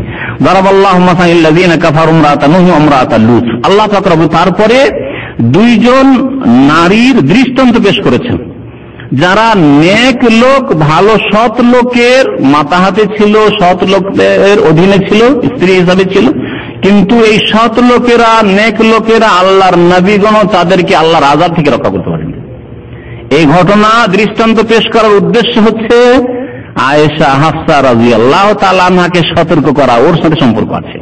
দেখো, যদিও তোমরা শ্রেষ্ঠ রাসূলের স্ত্রী, কিন্তু তার সংসর্গে থেকেও, তার পাশে থেকেও, তার খেদমতে থেকেও যদি তোমাদের আকীদা, তোমাদের আমল, তোমাদের আখলাক, তোমাদের চরিত্র আচরণ ঠিক না থাকে, তাহলে রাসূলুল্লাহ সাল্লাল্লাহু আলাইহি ওয়াসাল্লাম তোমাদেরকে আল্লাহর আযাব থেকে রক্ষা করতে পারবেন না। যেমন নূহ আলাইহিস সালাম, লূত আলাইহিস সালাম তাদের স্ত্রীদেরকে আল্লাহর আযাব থেকে রক্ষা করতে পারেননি। এইরকমই এর বিপরীত আল্লাহ দৃষ্টান্ত পেশ করেছেন। ফেরাউনের স্ত্রীর কথা, যে যদি কোন মহিলা বাধ্য হয়, অনেক সময় স্বেচ্ছায় কোনো খারাপ লোকের কাছে থাকা যায় নয়, কিন্তু যদি পরিস্থিতি বাধ্য করে আর কোন খারাপ লোকের সংসর্গেও কেউ যদি থাকতে বাধ্য হয়, তাহলে তার অন্যায় জুলম অত্যাচার ওই ব্যক্তির ক্ষতি করতে পারে যে সৎ জীবন যাপন করেছে। যেমন ফেরাউনের স্ত্রী, ফেরাউন এত বড় জালেম আর তার বাড়িতে সারা জীবন কাটিয়েছে, শেষখানে ইসলাম গ্রহণ করেছে, আল্লাহর আযাব থেকে রক্ষা পেয়েছেন তিনি, আসিয়া রাদিয়াল্লাহু তাআলা আনহা, ঠিক না? কিন্তু শখের সাথে স্বেচ্ছায় আপনি পাপিষ্ঠদের সংসর্গ আপনি অবলম্বন করবেন, তাদের সাথে থাকবে, এটা চলবে না। কোনখানে বাধ্য হলে মালিক, ওই রকম মুদির, ম্যানেজার, সুপারভাইজার, ফোরম্যান রুমে থাকতে বাধ্য, আর ফাসেক পাপিষ্ঠদের সাথে আপনাকে রেখে দেওয়া হয়েছে, আপনার কোনো উপায় নেই, লা হাওলা ওয়ালা কুওয়াতা ইল্লা বিল্লাহ, আপনি বললেও কেউ শোনার মতো কোনো সৎ লোক নেই, আপনি সবর করেন। তাদের আযাব, তাদের উপর যে আল্লাহর গজব রয়েছে, আল্লাহর যে ক্রোধ রয়েছে, তাতে আপনার ক্ষতি হবে না। এই কথা শেখানো হয়েছে ফেরাউনের বিবির এই ঘটনা দৃষ্টান্তকে তুলে ধরে। মহান আল্লাহ বলছেন যারাবাল্লাহু মাসালা, আল্লাহ দৃষ্টান্ত বর্ণনা করেছেন। এখানে যারাবা মানে বর্ণনা করা, যারাবা মানে মারাও হয়, আর যারাবা মানে বর্ণনা করা হয়, আর যারাবার আর একটি অর্থ হয়, কোরআনে 3 অর্থে যারাবা ব্যবহার হয়েছে। কে বলতে পারেন? হ্যাঁ, যারাবা মানে মারা, আর এখানে যারাবা মানে হচ্ছে দৃষ্টান্ত বর্ণনা করা, আর আরেকটি যারাবা হচ্ছে সফর করা, ভ্রমণ করা। ইয়া আইয়ুহাল্লাযীনা আমানু ইযা যারাবতুম ফি সাবিলিল্লাহ, যখন তোমরা আল্লাহর রাহে সফর করে, ভ্রমণ করবে, সফর অর্থে ব্যবহার হয়েছে। আল্লাহ বলছেন যে দৃষ্টান্ত বর্ণনা করেছেন লিল্লাযীনা কাফারু, কাফেরদের জন্য, যে দেখো কাফেররা, তোমরা যদি পাপিষ্ঠরা, গুনাহগাররা সৎ লোকের সংসর্গে থাকো তবু রক্ষা পাবে না। অনেকে মনে করে, অনেক বেনামাজি লোকদের দেখেছি কথায় কথায় গল্প বলে যে হুজুর আমার বাবা একজন মাওলানা ছিলেন, হুজুর আমার দাদা, একজন এখানে বলছে এয়ারলাইন্সে চাকরি করতে, একজন বলছে কথা কথায় হুজুর আমার দাদা খুব কয়েকবার হজ করেছেন আর বড়ই নেক লোক ছিলেন। বললেন যে আপনাকে তো চেনা যায় না যে আপনি হাজী সাহেবের নাতি, কখনো তো মসজিদে দেখি না, তো এতে কাজ হবে না। আল্লাহ বলছেন কাফেরদের জন্য আল্লাহ দৃষ্টান্ত বয়ান করেছেন ইমরাতা নূহ, নূহ আলাইহিস সালামের স্ত্রী, ও ইমরাতা লূত, লূত আলাইহিস সালামের স্ত্রী, কানাতা তাহতা আবদাইনা মিন ইবাদিনা সালিহিন, আমার 2 নেক বান্দার অধীনে তারা ছিল। ফাখানাতাহুমা, কিন্তু তারা তাদের স্বামীর খেয়ানত করেছিল, বিশ্বাসঘাতকতা করেছিল। কোন ক্ষেত্রে? ঈমানের ক্ষেত্রে। ইবনে আব্বাস রাদিয়াল্লাহু তাআলা আনহুমা, সাহাবী, প্রখ্যাত সাহাবী, মুফাসসির বর্ণনা করেছেন যে কোন নবীর বিবি তাদের সতীত্বের ক্ষেত্রে, ইজ্জতের ক্ষেত্রে খেয়ানত করেনি। সুতরাং নূহ আলাইহিস সালামের বিবি যে খেয়ানত করেছে, এই খেয়ানত হচ্ছে ঈমানের ক্ষেত্রে, আকীদার ক্ষেত্রে।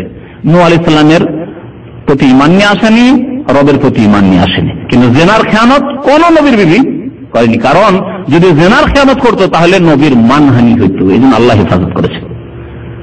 আপনি যতই সৎ লোক হন, পরেজগার লোক হন, আপনার স্ত্রীর চরিত্র যদি খারাপ হয় তো সমাজে মান সম্মান আপনার থাকবে না। বেহায়া, সামান্য বেহায়া বেপর্দা যদি হয়, আর ভালো কথা যদি বলতে চান লোকজনকে, নামাজের কথা শিখেছেন, জানবেন আমার বিবির খোঁজ নেন, বলবে না? এই জন্য আল্লাহ পাক রব্বুল আলামিন এই দিক থেকে নবীগণের হেফাজত করেছিলেন। তাহলে এরা খেয়ানত করেছিল ঈমানের ক্ষেত্রে। ফালাম ইউগনি আনহুমা মিনাল্লাহি শাইআ, সুতরাং আল্লাহর কবল থেকে তাদেরকে কোনো উপকার করে রক্ষা করতে পারেননি নূহ আলাইহিস সালাম এবং লূত আলাইহিস সালাম। ওয়াকিলা, এবং আল্লাহর পক্ষ থেকে আদেশ হয়েছিল উদখুলান নার মা দাখিলিন, তোমরা 2 জনে, কে? নূহ আলাইহিস সালামের বিবি এবং লূত আলাইহিস সালামের বিবিকে বলা উদখুলান নার মা দাখিল, যারা জাহান্নামে প্রবেশকারী তাদের সাথে তোমরাও জাহান্নামে প্রবেশ করো, জাহান্নামে যাও। জাহান্নামের আযাব তাদের কবরে জীবনেও চলছে এবং জাহান্নামে আখিরাতের পরে, পরকালে হিসাব নিকাশের পরেও জাহান্নামে তারা দাখিল হবে, আল্লাহ পাকের হুকুম। মহান আল্লাহ আরো দৃষ্টান্ত বয়ান করেছেন ওয়াদারাবাল্লাহু মাসালাল লিল্লাযিনা আমানু ইমরাতা ফিরআউন, আল্লাহ পাক মুমিনদের জন্য দৃষ্টান্ত বর্ণনা করেছেন। কার? ইমরাতা ফিরআউন, ফিরআউনের বিবি। ইজ কালাত, যখন তিনি বলেছেন রব্বি বিনি লি ইনদাকা বাইতান ফিল জান্নাহ, হে আল্লাহ আমার জন্য তোমার নিকট জান্নাতে একটি স্পেশাল ঘর নির্মাণ করো। ইবনেলি মানে বানিয়ে দাও আল্লাহ পাক রব্বুল আলামিন আমার জন্য, ইনদাকা তোমার নিকটে, বাইতান ফিল জান্নাহ জান্নাতে একটি ঘর। কখন এই কথা বলেছিলেন? যখন ফিরআউন ফেরাউন যখন কম্পিটিশন চালালো মুসা আলাইহিস সালামের সাথে জাদুকরদের, আর জাদুকররা হেরে গেল। সকালে গেছিল প্রতিযোগিতা কম্পিটিশন করার জন্য, আর বিকাল বেলা তারা ঈমান নিয়ে আসলো রবের উপর, আল্লাহ পাকের উপর, মুসা আলাইহিস সালামের উপর, আর তারা হেরে গেল মুসা আলাইহিস সালামের সেই আশা যে মুজিজা তার সামনে। তখন তাদেরকে শুলিতে চড়ালো।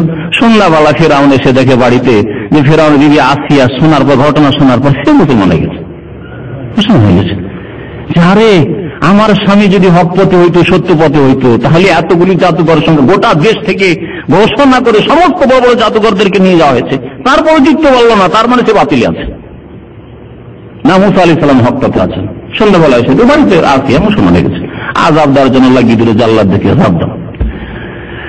উত্তপ্ত গরম ধূপে রোদরে তাকে শুয়ে দেওয়া হইতো, আর বুকের উপর পাথর চাপিয়ে দেওয়া হইতো। এইসব রিওয়ায়াত তাফসীরের কিতাবাদিতে এসেছে, ইবনে জারীর রয়েছে, তাফসীর ইবনে কাসীর রয়েছে। তখন তিনি এই দোয়া করেছিলেন যে রব্বি ইবনি লি ইনদাকা বাইতান ফিল জান্নাহ। কোন কোন তাফসীরে এসেছে যে উপর থেকে পাথর নিক্ষেপের হুকুম দেওয়া হলো, তাকে শুয়ে দিয়ে পাথর নিক্ষেপ করে চূর্ণ বিচূর্ণ করে দেবে, এই হুকুম যখন দেওয়া হলো তিনি দোয়া করলেন, আল্লাহ আমার জন্য জান্নাতে স্পেশাল ঘর বানিয়ে দাও, আমি তোমার প্রতি ঈমানকে ছেড়ে দেব না, আমার স্বামীর জুলম অত্যাচার আমি ছেড়ে দেব না। ওয়ানাজ্জিনি মিন ফিরআউন ওয়া আমালি, এবং ফিরআউন আর ফিরআউনের অপকর্ম থেকে, পাপ থেকে আমাকে রক্ষা করো, নাজাত দাও। সাথে সাথে তার রূহ কবজ হয়ে গেছিল, পাথর তার উপর পড়ার আগেই আর ওই দৈহিক শাস্তি হওয়ার আগে রূহ চলে গেছে আল্লাহর কাছে। তারপরে যে আযাব হচ্ছে সে আযাব আর কোনো কষ্ট হচ্ছে না, কারণ দেহ মৃতদেহ পড়ে আছে। আল্লাহ পাক তার জন্য জান্নাতে ঘর নির্মাণ করে দিয়েছেন। রাদিয়াল্লাহু তাআলা আনহু। ওয়ানাজ্জিনি মিনাল কওমিজ জালিমিন, আল্লাহ জালেম সম্প্রদায় থেকে আমাকে রক্ষা করো। ওয়া মারইয়াম ইবনাতা ইমরান, এবং দৃষ্টান্ত রয়েছে ইমরানের মেয়ে মারইয়ামের, ঈসা আলাইহিস সালাম ইমরানের মেয়ে, পিতার নাম ইমরান ছিল। আল্লাতী আহসানাত ফারজাহা, যিনি লজ্জাস্থানের সুরক্ষা করেছিলেন, সতীত্বকে বহাল রেখেছিলেন। ফানাফাখনা ফীহি মির রূহিনা, আল্লাহ বলছেন সুতরাং তাতে আমি রূহ ফুঁকে দিয়েছিলাম, কারণ তার বিয়ে হয়নি, বিনা বিবাহতে ঈসা আলাইহিস সালামের জন্ম হলো। তাহলে কেমন করে জন্ম হলো? আল্লাহ বলছেন আমি আমার রূহ ফুঁকেছিলাম। জিবরাইল আলাইহিস সালামকে পাঠালেন, সূরা মারইয়ামে বিস্তারিত আল্লাহ বলেছেন ফাতামাসসালা লাহা বাশারান সাওয়িয়া। জিবরাইল আলাইহিস সালাম মানুষের রূপ ধরে হঠাৎ করে মারইয়াম আলাইহিস সালামের সামনে হাজির। মারইয়াম আলাইহিস সালাম ভয় পেলে বললেন, খবরদার তুমি দূরে থাকো, তুমি যদি মানুষ হও, ভালো মানুষ হও, তাহলে অবদায় স্পর্শ করবে না। তো দেখো আমি আল্লাহর পক্ষ থেকে এসেছি, ফেরেশতা, আমি কোনো মানুষ নই, এবং আল্লাহ পাক সুসংবাদ দিচ্ছেন তোমাকে। তারপরে এটা ফুঁক দিলেন জিবরাইল আলাইহিস সালাম। এই ফুঁক যে এই গেরেবান দিয়ে যে জামার বা কামিজের যে ফাটল রয়েছে এখান থেকে ফুঁক দিলেন, আর সেই ফুঁকে গর্ভ ধারণ করলেন মারইয়াম আলাইহিস সালাম।